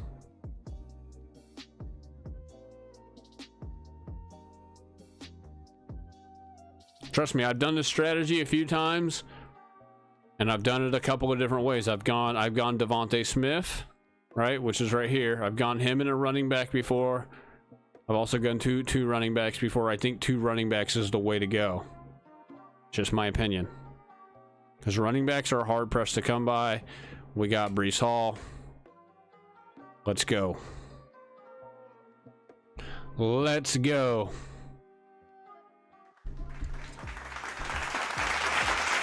We're in business. It's looking real good for us right now. It's looking real good for us. Especially because we have the 3rd pick. That means we have pick 46 instead of 47 or 48, so there's a more likelihood to get Burrow. Even if we don't get Burrow, though, it's not the end of the world. We can still make it work. We can still make it work, is the thing. The only bad thing is that we won't have the stack. But we can still make it work with another QB. So, we're just going to have to wait and see, though, what we do here.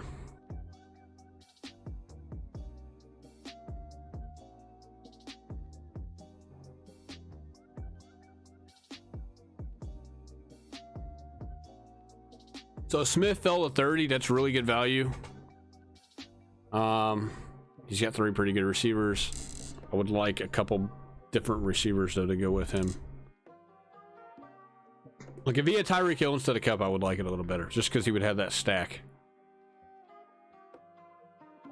Josh Allen 32. That's kind of a drop. He paired him with Diggs and Chubb, so that's good. He should go get Najee Harris. I'll just give him some advice and some free advice. Go get Najee Harris. Like if Najee fell to me at 46, I would probably obviously take him, even though I have 2 running backs. It would be hard not to take Najee Harris. You can start 3 running backs is the thing. So this guy with the last pick went Cooper Harris. I don't knock that at all. That's actually pretty good.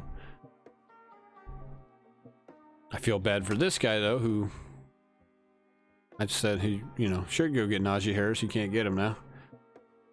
So Burrow's right there. Burrow's, man, does Burrow fall to us? I don't know. It's going to be close. It's going to be close. Cross your fingers. We need a little bit of a receiver stretch here. We need a heavy receiver. There's one. We just need a streak of receivers to go right here. The guy in front of us will not. I say he won't take Burrow because he's got a quarterback, but I've seen guys go 2 quarterbacks in the first. Really, there's only 2 guys here. That's Kip and Silly that don't have a quarterback. These other guys have quarterbacks, so this will be very, very interesting to see what happens here. Watson, if Watson stays on the board, that would be the best. Okay, Watson. So this guy will take Watson. I don't know. He might take a running back. The next guy, Kip should take. Oh, he just took his receiver. I was gonna say he should take receiver, but he might go quarterback here. Who's got Higgins? Not him. Not him. We might get Burrow here. Don't do it, dude.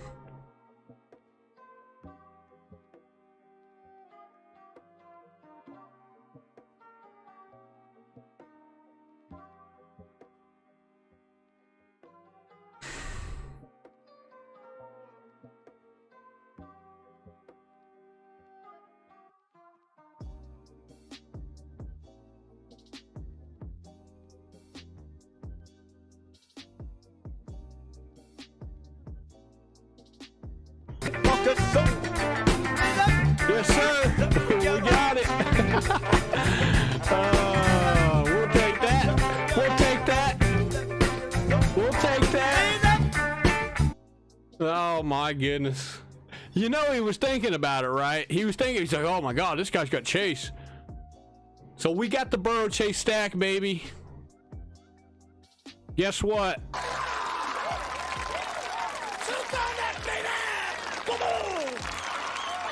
Shooter.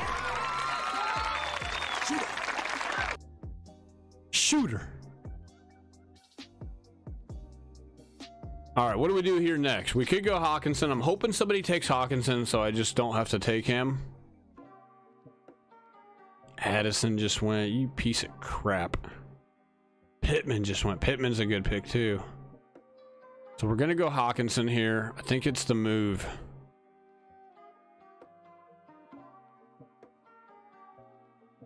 Let's go Hawkinson. Hawkinson's an elite tight end. Let's go back. Remember, Hawkinson is a nuclear player, baby. Look at this nuclear player list we got. We got Stevenson. We got Chase. We got Burrow. We got Hawkinson.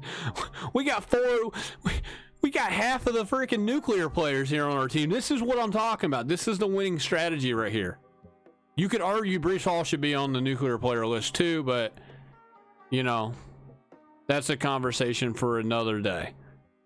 So right now we are in the driver's seat of this draft. We are absolutely just sticking it to these guys right now. This is how you win leagues. It's not going to happen your first time you do a draft. You got to do multiple drafts. You're going to get scenarios like this where guys make mistakes, and you got to take advantage of it. And that's what we're doing right now. That's what we're doing right now.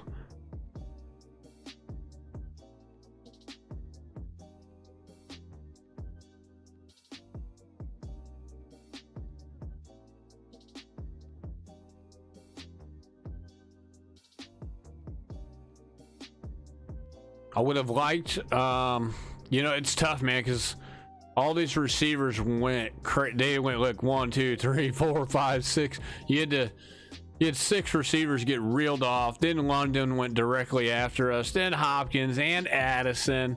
I would have liked to take really Addison, Pittman, all of these receivers that just went. That is not. We're gonna have to go heavy receiver here. Obviously, it's gonna suck. Now, I will say receiver is the one spot you can make up, in my opinion. As long as you get like 1 or 2 guys that are decent, you can make up at receiver. Okay. So what we're gonna do here is, I would like to get Swift again, and then I would like to get Deontay Johnson or Dotson. These are my 2 guys that I like. I like Deontay Johnson a little better than Dotson, but I do like Dotson as well. These are the guys really I'm looking for down here. I don't care about Gabe Davis. I don't care about Marquise Brown really. Burks is okay. Pickens is okay. Team. And all the guys that we don't want are being taken, so that's good. Goddard, Pitts, Tony, that's good. It's going to be hard not to take Swift right here. Even though I know I need a receiver, this guy needs a running back. This guy needs a couple of running backs. The guy with the first pick, he also needs a running back. 4 receivers, 3 receivers. There's a good chance I don't get sniped on the receivers that I want. There's a good chance I will not get sniped, so I'm not too worried. But this is really good value with Lawrence. That guy's got a really good team.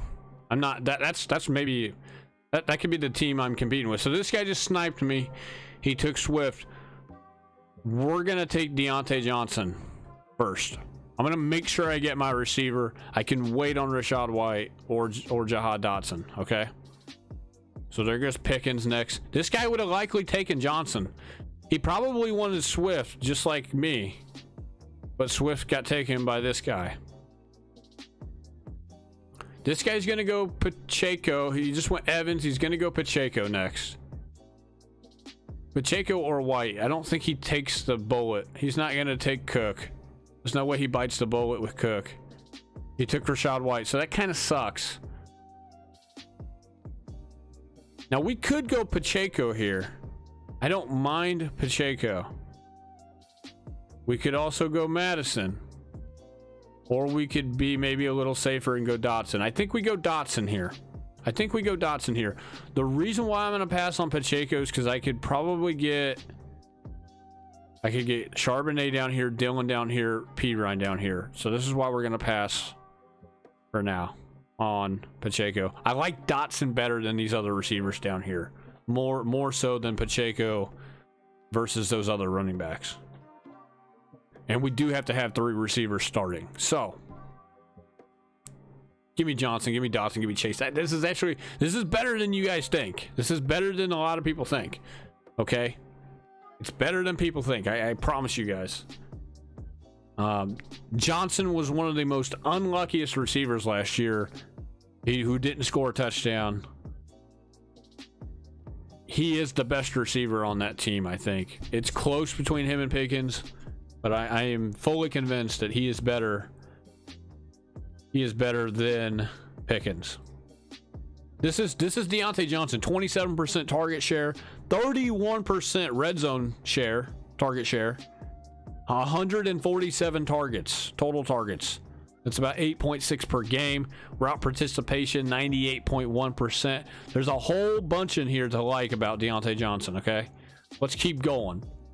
Red zone targets, 18. That was top 10. That was 10th best. Route win rate 42.6%. His win rate versus man is 35.9%, so that could get a little better. His route win rate total, though, it's about average. It's not the greatest, but it's not the worst. It's literally like right in the middle. It's not red or green. It's middle of the road. Snap share 89.5%. So my player notes on Deontay Johnson is that he's better than you think. Draft. Okay, those are what I wrote down. That's what I wrote down for my player notes. He's better than you think. Draft him. And he's a green highlighted player for me because his ADP it's because of where his ADP is.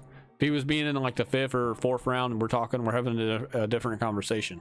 Same thing with Dotson. Dotson's not maybe as great as he could be. He missed some time last year, but his ADP is too low. So we're getting a value with him. Now, would I have liked to maybe went Johnson and Swift? Absolutely, because I think Swift is a really good RB3. Really, like he's the best RB3 in the world, in my opinion. I don't think there's any other. And you could obviously have better RB3s, but not with the receiver quarterback tandem and the tight end tandem that I have. You cannot get a better one. You're sacrificing at that point. Like you could go get Bijan and get Barkley, and then go get like Tony Pollard in the 3rd or Breece Hall in the 3rd, and you could say, oh, I got a better RB3, but you're not going to have Chase and Burrow or Hawkinson more than likely. So would have liked to have Swift. It is what it is, though. We will find another running back. So we're on the clock here in a second, actually. I need to probably pay attention. Richardson is there. That is tempting. That's tempting.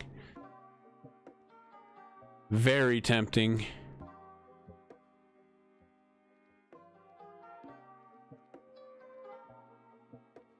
We're gonna. Oh man, Elijah Moore is there too. We're gonna pass on Richardson. I hate to do it because there's a chance he has a really good game. We're gonna go safer though. We're gonna go safe. Elijah Moore, 5th round bye. This is also really good right here. You look at my buys. Bye week 7, bye week 6, bye week 14, bye week 5. They don't have the same bye. None of them have the same bye at receiver position. That's also good. Now we need to go get a running back. It's really between Charbonnet and P. Ryan. For me, it's between Charbonnet and P. Ryan. I'm going to take the chance with P. Ryan. I kind of like P. Ryan. And I don't know, man.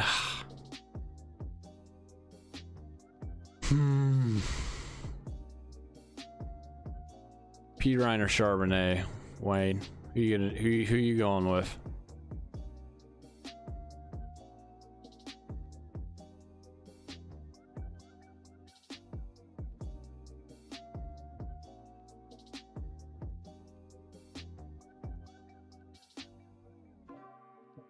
Let's go with Charbonnet. That's tough, man. That's tough. I might regret that one.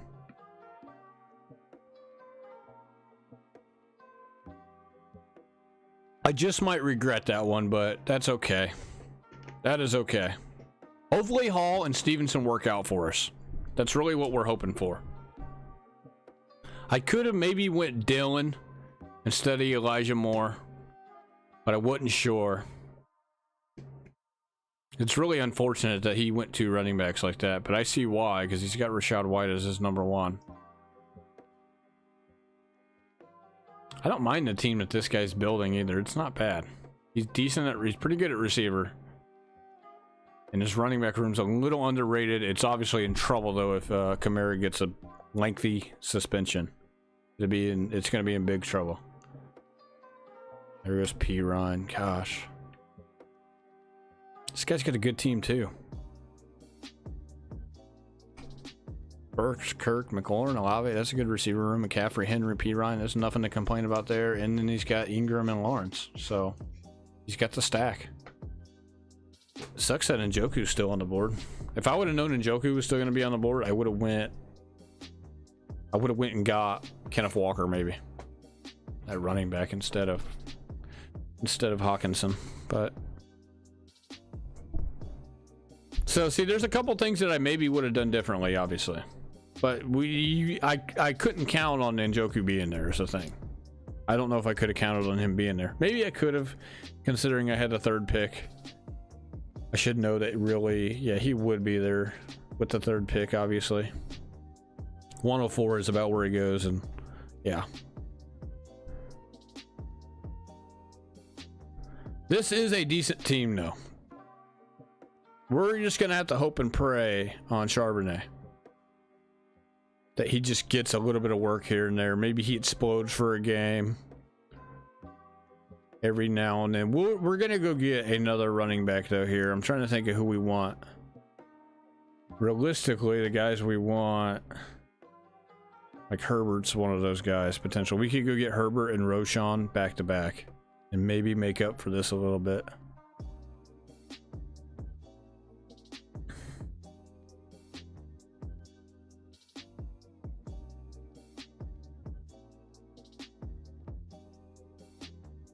Look at Cousins slide. Cousins is sliding. He's going to be a steal for somebody.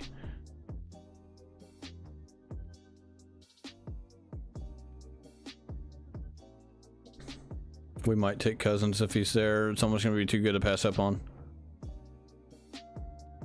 Because we have Hawkinson.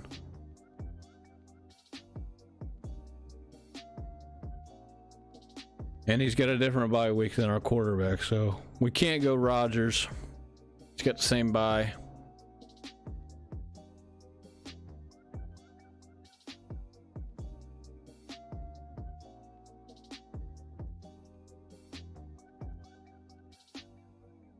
There's no way he stays on the board, though, right?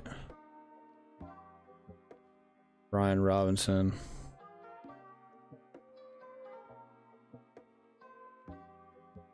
Well, Herbert's 40 down here.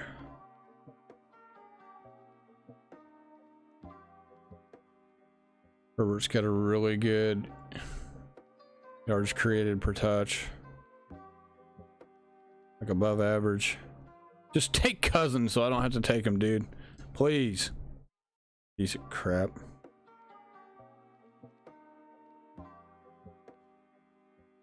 The fact that Freiermuth is down here too it's insane. This guy will take Cousins. This guy who has the first pick, obviously. Freiermuth just went, okay, so guy with the first pick will take Cousins if he's there. We kind of need to block that. God, we don't know. Do we block it or do we go get Mingo? We need another receiver. Let's just go get Mingo, dude. God, I hate biting it like that. He's not going to take him. This guy will take him, though. He will take Cousins with one of these picks because he's got Jefferson. He would be a fool not to. And he's got Addison. So he will take Cousins right here with one of these 2 picks. I will be utterly shocked if he does not. We could have sniped him. I elected not to, and I'm just going to worry about my team. I don't think I need to play defense with this team. There goes Cousins. Okay, I don't think I need to play defense. I would like another good quarterback, obviously. Do we go get quarterback or do we go get this running back? Just the question.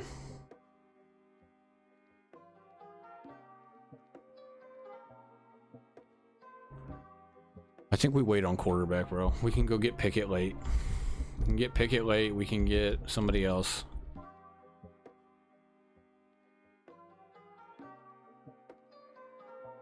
I like Herbert, man. He's really one of the best running backs left. And then Roshan's down there. I'd like to pair him up with Roshan. I'd like to pair him up with Roshan. We get Roshan as our 5th running back, and then we don't need any more receivers. We're good at receiver. There's a couple more. We'll go get Hodgins. We'll maybe go get Curtis Samuel. Curtis Samuel could be out there. We could go get Samuel and Sam Howell. at quarterback. And then there's some tight ends later that we can get as well. So I'd like to get Roshan with this next pick. That's going to be the game plan here. Roshan down here. And then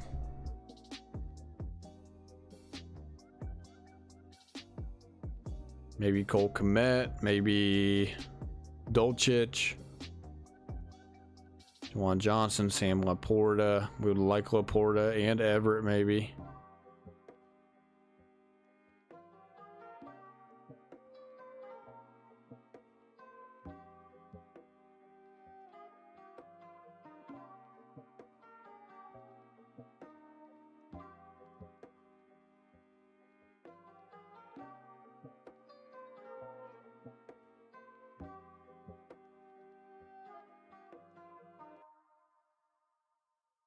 This is a good team for us though right now. This is the way I want you guys. I mean, look, I know everybody would like to draft like this. I'm sure I'm not the only one who knows about this, who thinks like this. But it's going to be tough to do this on your first try. Especially when you don't know what pick you're going to get. Once you eventually do get this, well, I mean, you can do it from the second pick, but it's tough. A lot of people are hard pressed to let Burrow fall to you in round 4. At least to the 47 or the 48 spot. It's tough. You're not going to get it every single time. And then if you get the 3rd spot, really hard to get Chase and Burrow. It's really hard to get Chase. It's really hard to get both of them. It's extremely hard. You got to get lucky like I did. You just got to get lucky. And then when you get lucky, you got to take advantage. Take advantage of the mistakes. Somebody just took Roshan. That is... Oh no, he's still here. I thought I queued him up and then he disappeared. I was like, no. This is going to be close. We could get sniped here. 3 running backs, 4, 4, 3. So these guys could take another running back since they only have 3. There he goes. No. He's going to go. I'm going to get sniped. I already know it. I would like to get this handcuff though. Oh, my heart sank. I was like, I seen the green. I already know I'm gonna get sniped, so I should just start game planning somewhere else. Bigsby.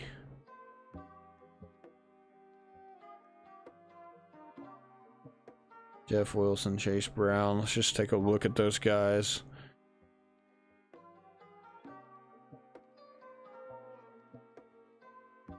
This is a team I would like to get Jaden Reed as well.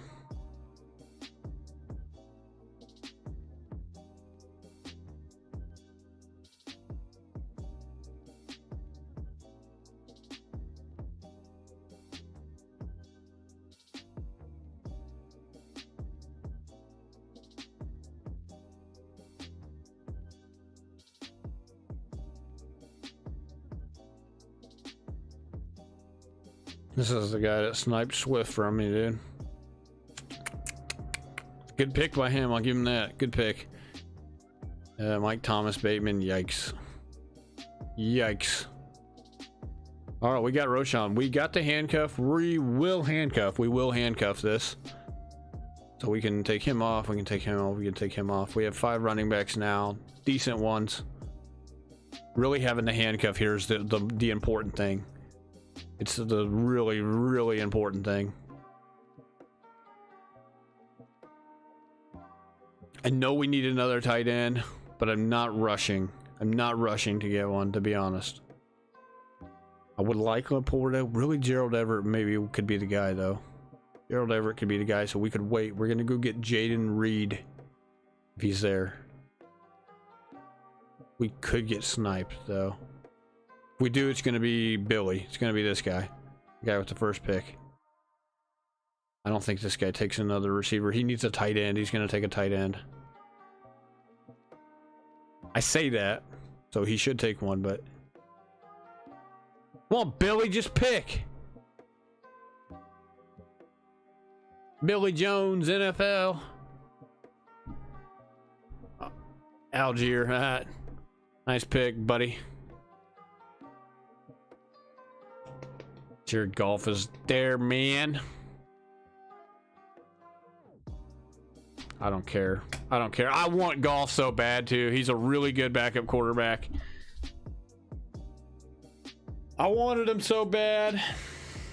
It's amazing that he's still on the board at 124 ADP and we're at 149. He's about to come off though, I promise you. Here goes Carr.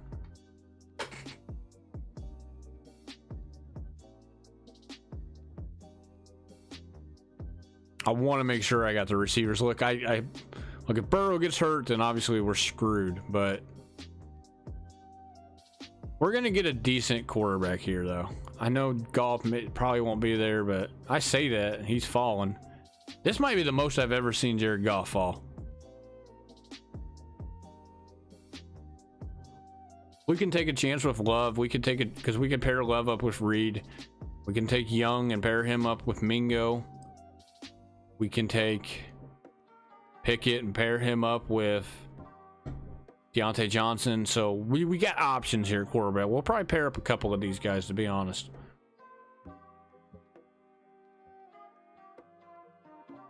This is one of the better drafts I've had in a while. I think I did. I had one where I picked in the middle. I had the 6th overall pick, and I would say I did a pretty good job there. I'll have to go back and look though. This is one of my better ones though, in my opinion. Very, very good. I wouldn't feel as good about the running back department if I didn't handcuff Herbert with Johnson. I feel really good about it. Look, they're handcuffed and there's a 4 and 5 guy, so that's good. And there's potential. So there goes Goff. What did this guy have? This was his 3rd. He's got Jahmyr Gibbs to pair him up with, and that's about it.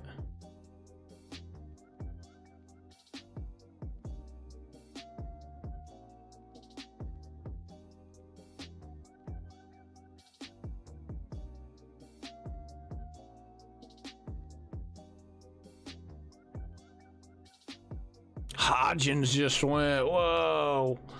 Whoa. I'm not knocking it. 21 picks ahead of his ADP. He got Curtis Samuel already too. This guy knows his stuff. This guy knows his stuff, man. Wow. Wow. Wow. Wow. Wow.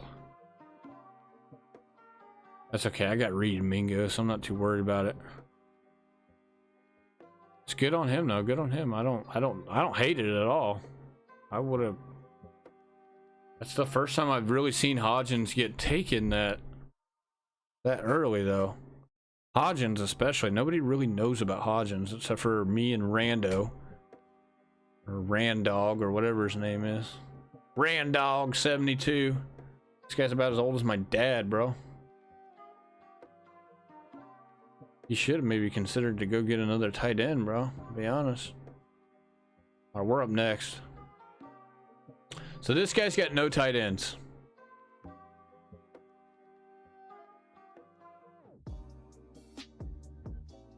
Do we take Laporta from him is the question.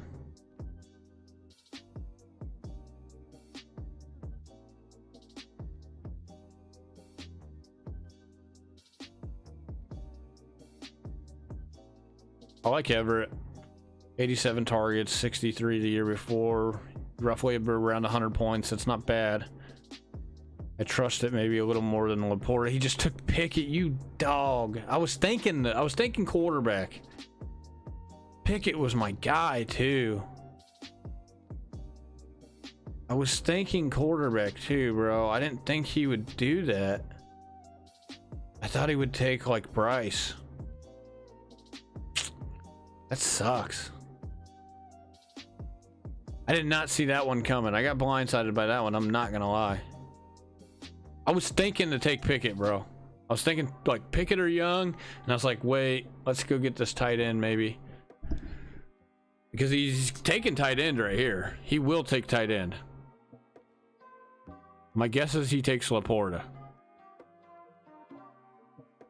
Osborne, Mechie. Okay, you can have those guys. Billy.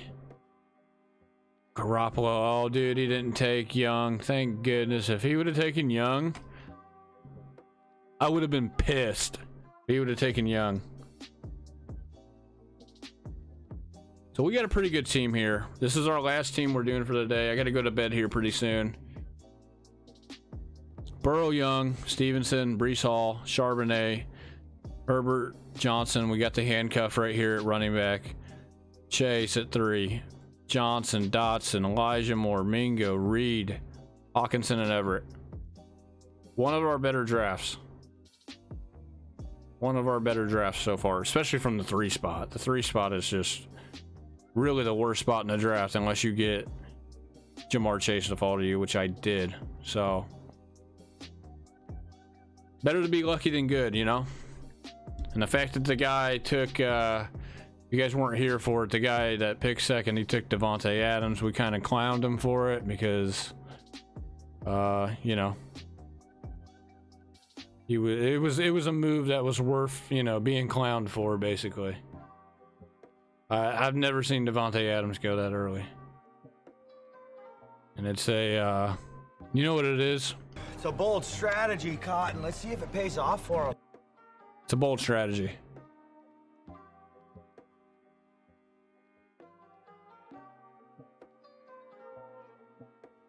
Very, very bold strategy for that guy. He might have been able to wait till the second round to get him, honestly. Probably not, but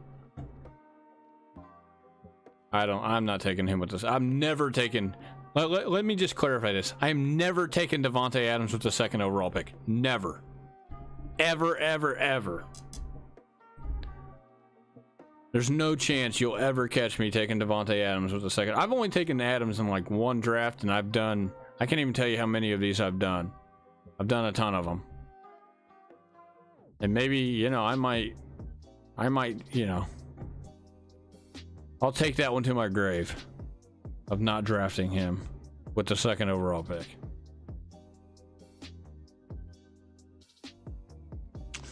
All right, what do we do here? It's coming up on us pretty quick. These guys are taking all the good guys. Obviously, Hodgins isn't there anymore. Neither is Curtis Samuel because that guy reached on him. We got to go get Sam Howell because we have Dotson. We need another quarterback too, just for some insurance.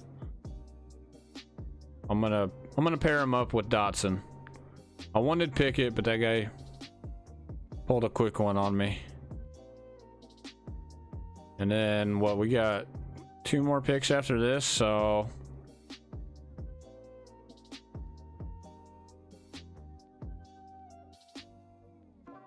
all right. I don't really need any of these guys that are here at the top of the board. We could maybe take a chance on Hardman, but we don't need him. We don't need him.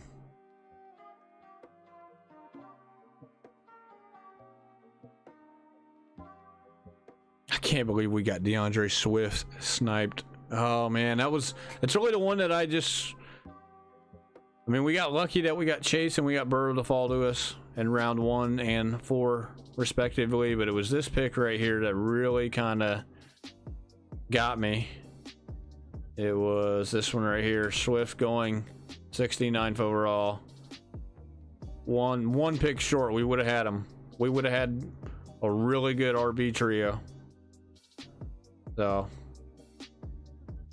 all right, it's coming up on us again. The guys I am looking for.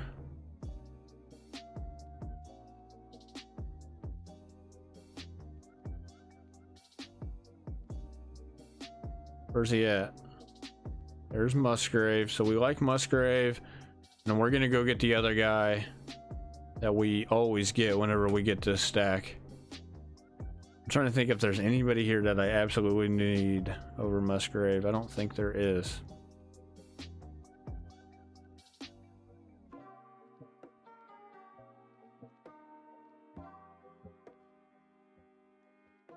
We could have maybe taken Michael Carter.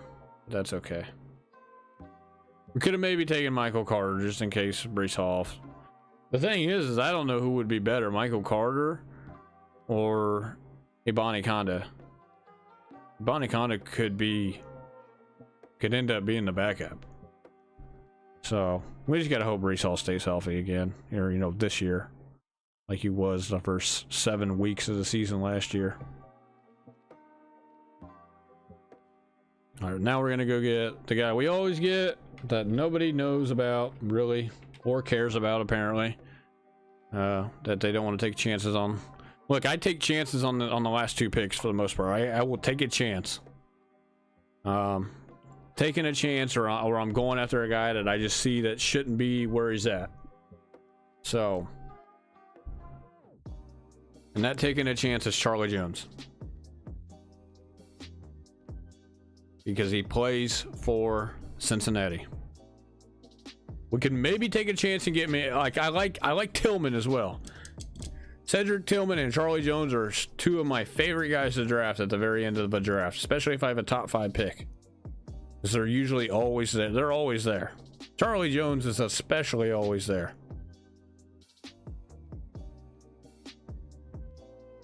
You know, we come down here, we look at this list, and there's Charlie.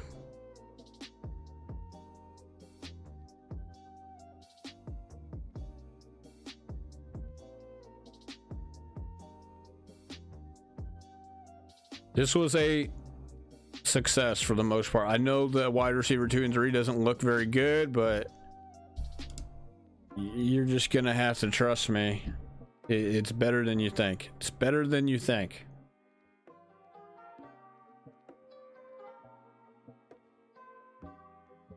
There wasn't much else we were going to be able to do anyways, because those guys took all of these guys that you're thinking about. They took all of them early. Like Allen went, Mike Williams, Judy, Watson, McLaurin, DJ Moore. I had a shot to get London, but then I'm giving up Burrow. But then London, Hopkins, Addison, and Pittman went before I was able to get Hawkinson here. So I was left with Godwin, JSN, Kirk, Ayuk, Lockett, Tony, who sucks. I'll take my chances with Deontay Johnson over those guys. I really will. I will take my chances with Deontay Johnson. And I just read you the stats. Like, we can compare him to Lockett. We can compare Deontay Johnson to Lockett and Kirk. Deontay Johnson, 147 targets.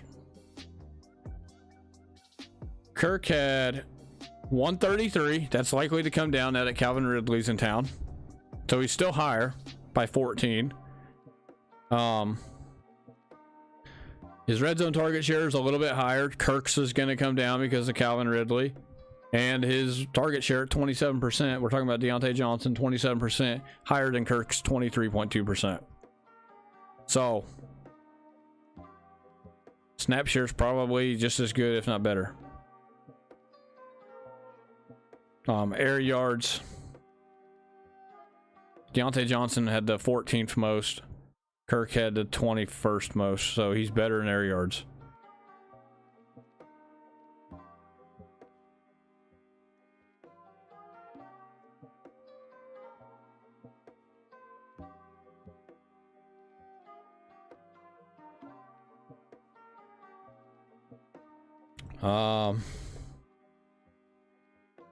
Red zone targets, he had 4 more.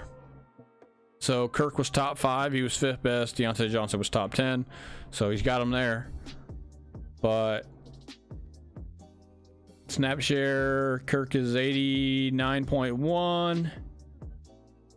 Deontay Johnson's 89.5. So slightly better. You know, not too much. Not too much difference. We got Charlie Jones, by the way. Who's the other guy? Jason, we don't really know because, well, I think he's going to be better than Jason this year. Who's the other guy? Godwin. Godwin's got Baker Mayfield as his quarterback now, so if you gave me an option, do you want Kenny Pickett or Baker Mayfield? I'm taking Kenny Pickett all day, every day, twice on Sunday as my quarterback. Okay. There might be some people that disagree with that out there, but I don't think it's going to be very many people. Let's go. Where's Godwin at? So Godwin's probably the closest that I could have taken, but Godwin, 21.8% target share. 15.5% target share in the red zone. We already know what Deontay Johnson's is. It's obviously way better than that. He had 142 targets, total targets, to Deontay Johnson's 147, so that's close. He actually does average more per game. So you could argue that for Godwin. Look, Godwin was the one guy I could argue to take over Deontay Johnson. It was close, though. It was close. Air yards, Godwin 792. That's maybe a little bit better than half of the 1555 that Johnson had. Look, the more air yards, the more he's getting down the field throws.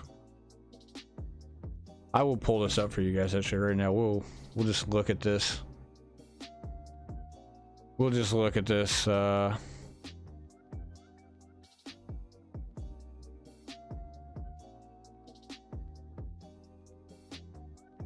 So Godwin is here. I'll highlight Godwin. So you get, so we know what we're looking at.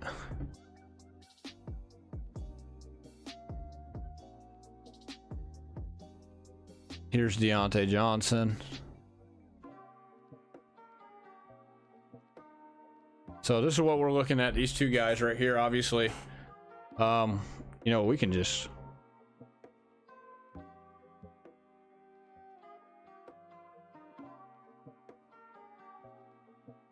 hide these, right? I know we can hide them.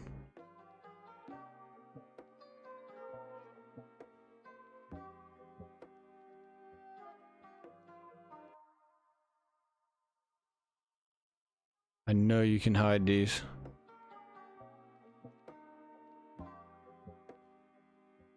Hide.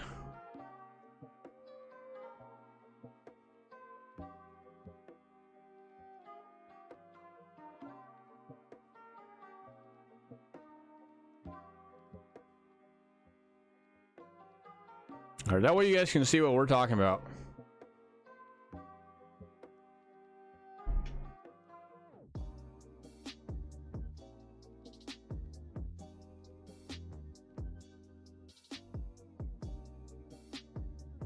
So here's the comparison, side by side. Deontay Johnson, Chris Godwin. He's got him in red zone target share. He's got him in regular target share.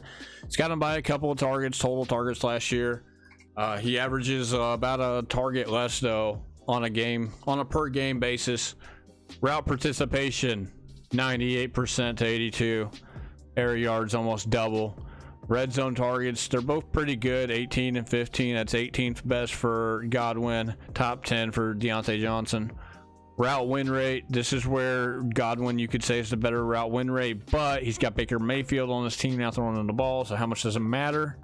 You know, top 30 is really where you want him to be.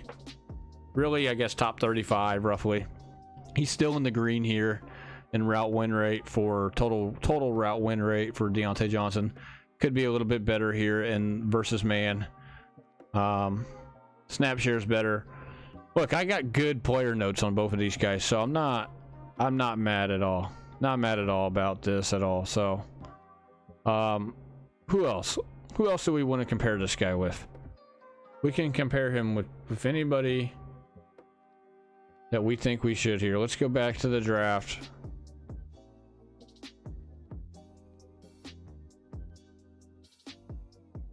So we could have taken Tony. We don't even need to compare Tony. Just trust me. Okay, Lockett, Ayuk are the other two guys that we can compare him with because they went.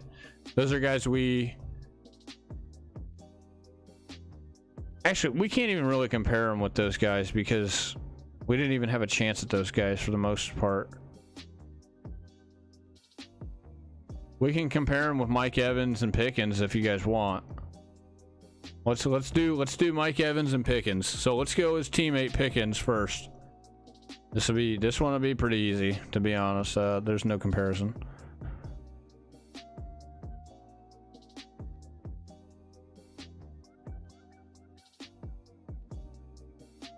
To me, there's really no comparison.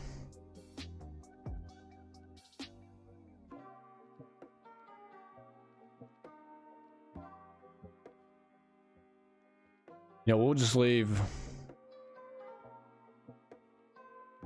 There's Mike Evans. So Hyde. We'll compare all 4 of these guys all at once. This will be the easiest way to do it. We don't need to compare anybody else with these guys. These guys are not on their level. Except for maybe Dotson, but Dotson's a little higher. Okay. So this is Deontay Johnson compared with Burks, Pickens, and Mike Evans, who Pickens was right after, Evans is there, Johnston's right there, and then obviously Ayuk is right here. Is Lockett in here? We don't need to go over Lockett because we didn't have a really chance at Lockett. We didn't have a chance at Ayuk though either. Oh, we don't have Ayuk in here. We got Burks, Pickens, and Evans. Burks, Pickens, and Evans. So Pickens, Evans, and Burks had to be, he's back here, 77. So we had our chance at Burks too versus Dotson. So target share, it's not even a competition. Red zone target share, it's really not a competition. Look at the total targets. Mike Evans is close, but Mike Evans is on the decline. He's going to be 30 years old this year. Like season 10 for him. Deontay Johnson's a little younger. He's like 27, 28. Route participation. Pickens has 91.2, which is decent. That's that's decent. Johnson at 98.1%. When he's on the field, he is running a route. This is what you want. Air yards. Pickens had a lot, but Johnson had more. Johnson is the number 1 guy on this team. Pickens is a close number 2. I do like Pickens to a degree. I don't like these numbers though for Pickens. These two. This is why I'm not super high on Pickens compared to Johnson. I think he's got potential, but we got to see these numbers come up before I can be like, okay, he's the guy. Red zone targets. He's dominating the red zone targets. 18 to Pickens 7. He's got more than Evans. He's got more than Burks, obviously. Route win rate.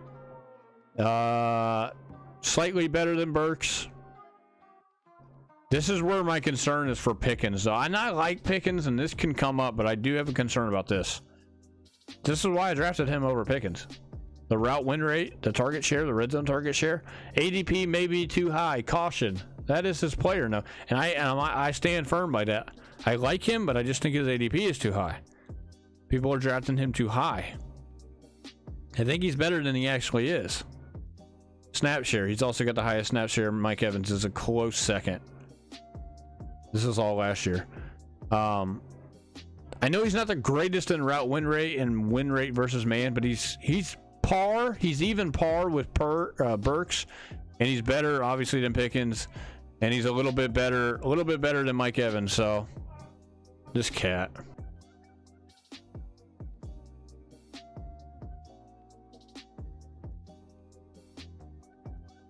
So this is why I like Deontay Johnson over those guys, and that's why I drafted him over those guys. So now you guys know why. Dotson would be more of a comparable guy. You see Dotson right here. Let's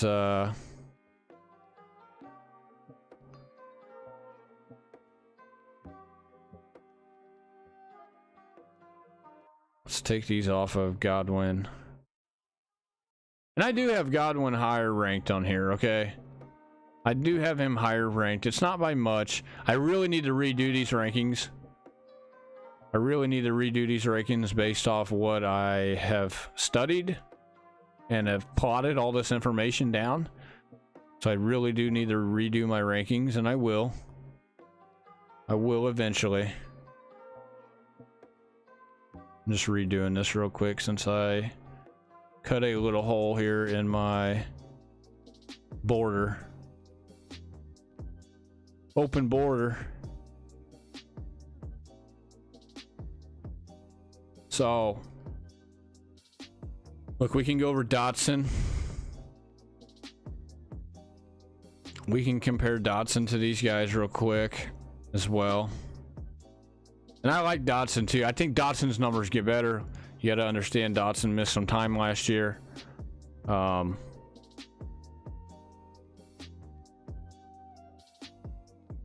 Pickens, IU. We don't need to put Ayuk in there. Mike Evans, sure.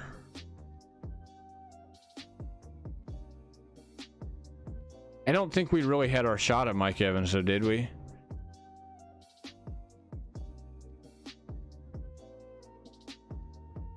No, we had our shot at Burks, Gabe Davis, Marquise Brown, and Cooks. Let's go over those guys. So, Burks, Gabe Davis, Marquise Brown, Cooks.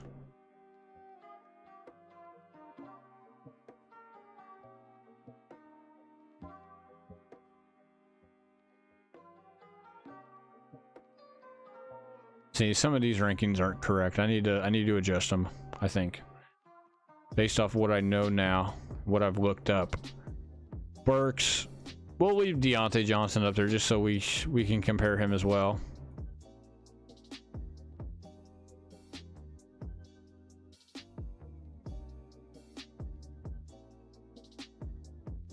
Hey, cat, really? Can you cut it out? I get it. You caught a mouse. Good for you. Where is Hollywood Brown, Burks, Cooks? Who's the other guy? Gabe Davis. Gabe Davis. Where is Gabe Davis? There he is. This cat's killing me. She always has to do this when I'm streaming.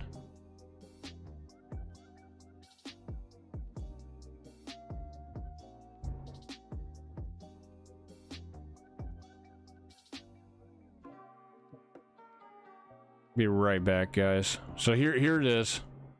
Hide. Here they are. I'll be right back. I gotta go get this cat to quit meowing.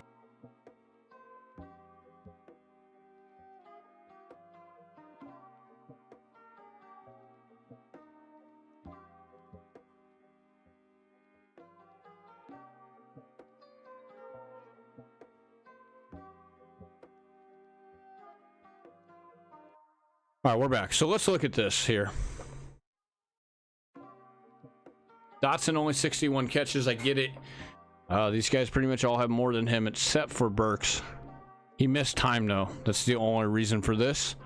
So red zone target share 17.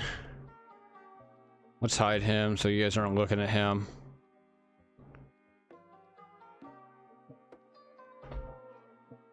So a little bit better target share for Marquise Brown, Brandon Cooks. Brandon Cooks is now in Dallas, so I think Cooks could be okay. As you see, my player notes could be decent. Gabe Davis obviously needs to be better considering he's a number 2 already. Route participation is good. Air yards is good. Red zone targets is actually good. But look at this right here. Look at the route win rate. Not the greatest. Not the greatest for Dotson either, but he is actually pretty decent at man. So is Burks. They're pretty decent at man. They're only in year 2.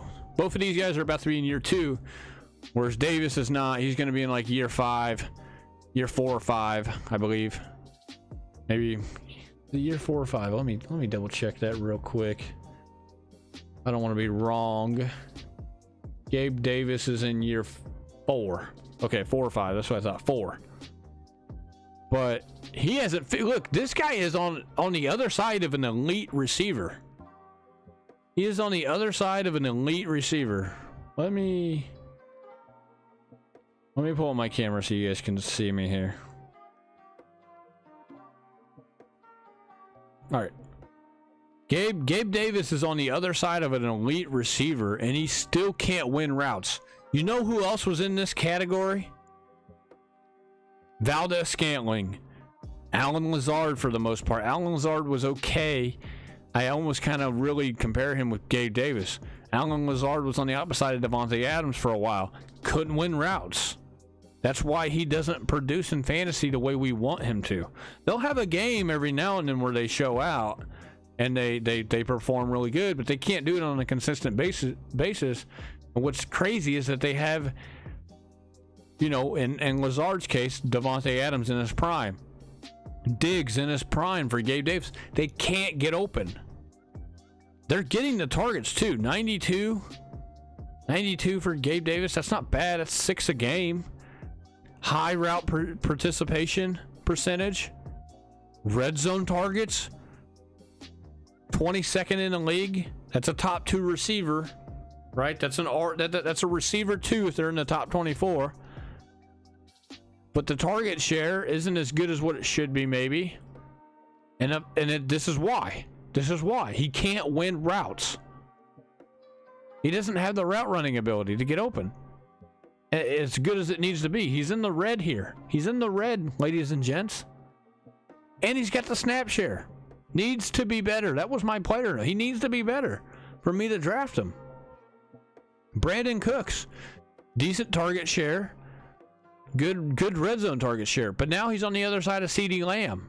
Now, does this number come down a little bit? Maybe it's not going to come down too far. It probably won't get below. His target share is not going to get below. I wouldn't say it gets below 15%, but look, Pollard's going to be catching the ball in the backfield. CeeDee Lamb's going to command a high volume. He can run the routes too. He's got good route running, so I don't mind Cooks. I just worry about him not being the main guy, and maybe he'll thrive off not being the main guy anymore. Maybe I'm reverse psychology in this, and maybe he does just need to be the number 2 guy. And he's getting an upgrade in quarterback as well. Not that I really love Dak, but he's hands down better than anything they had in Houston the last few years. So maybe Cooks could be a little better than we think. I said it could be decent. He could be decent.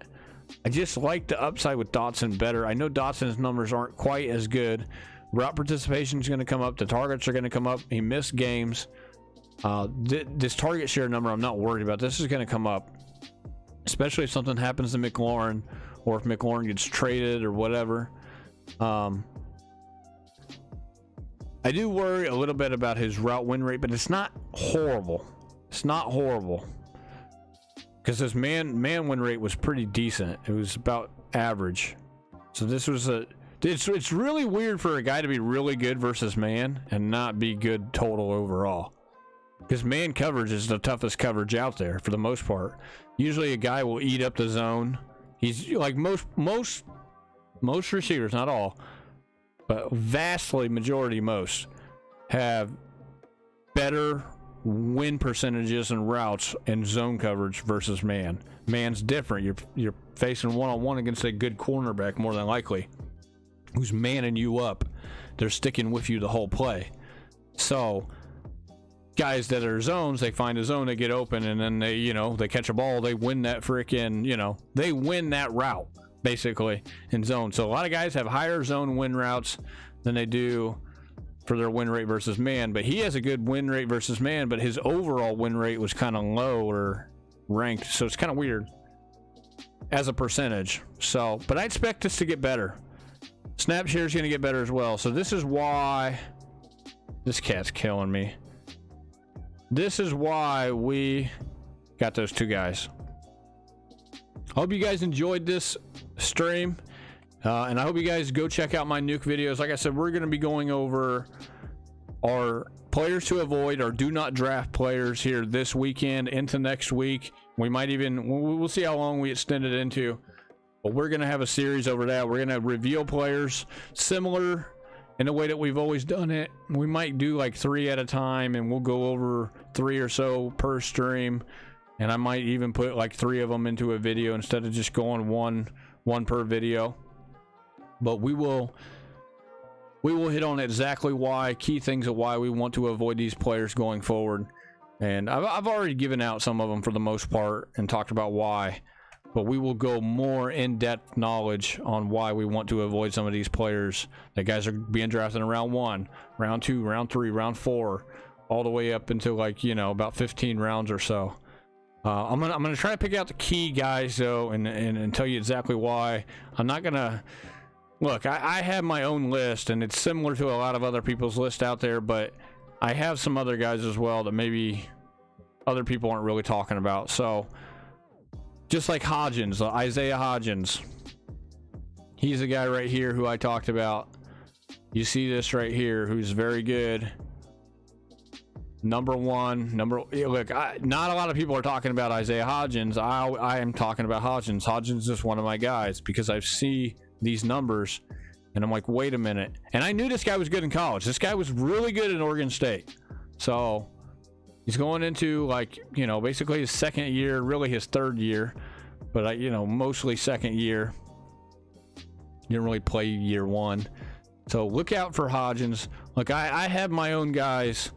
I'm gonna have similar guys to some of these other guys when it comes to guys to draft, guys to look out for, guys to not draft, and you know, all this other stuff. But I will have my own particular guys that a lot of people may not have as well. So just keep that in mind. And yeah, we will catch you guys later. I hope you guys have a good one. I gotta go to bed. I gotta work tonight. I will be at work tonight no matter what. And then we will catch you guys tomorrow after work, or I might try to go to bed immediately, and then, you know, I will try to get a stream in tomorrow. I know I've said that the last Saturday and I didn't do it, but I will try to get a stream in tomorrow to kick off this long weekend for Memorial Weekend for you guys. We will start going over avoid players and bust players in fantasy football. So I hope you guys enjoyed the stream. You guys go ahead and check out the last 3 drafts we did. Check out that last one. Hit it out of the park. And also follow me on social media. Follow me on Twitter. Follow me on Twitch. Follow me on YouTube. Subscribe to the YouTube channel. Go check out the videos.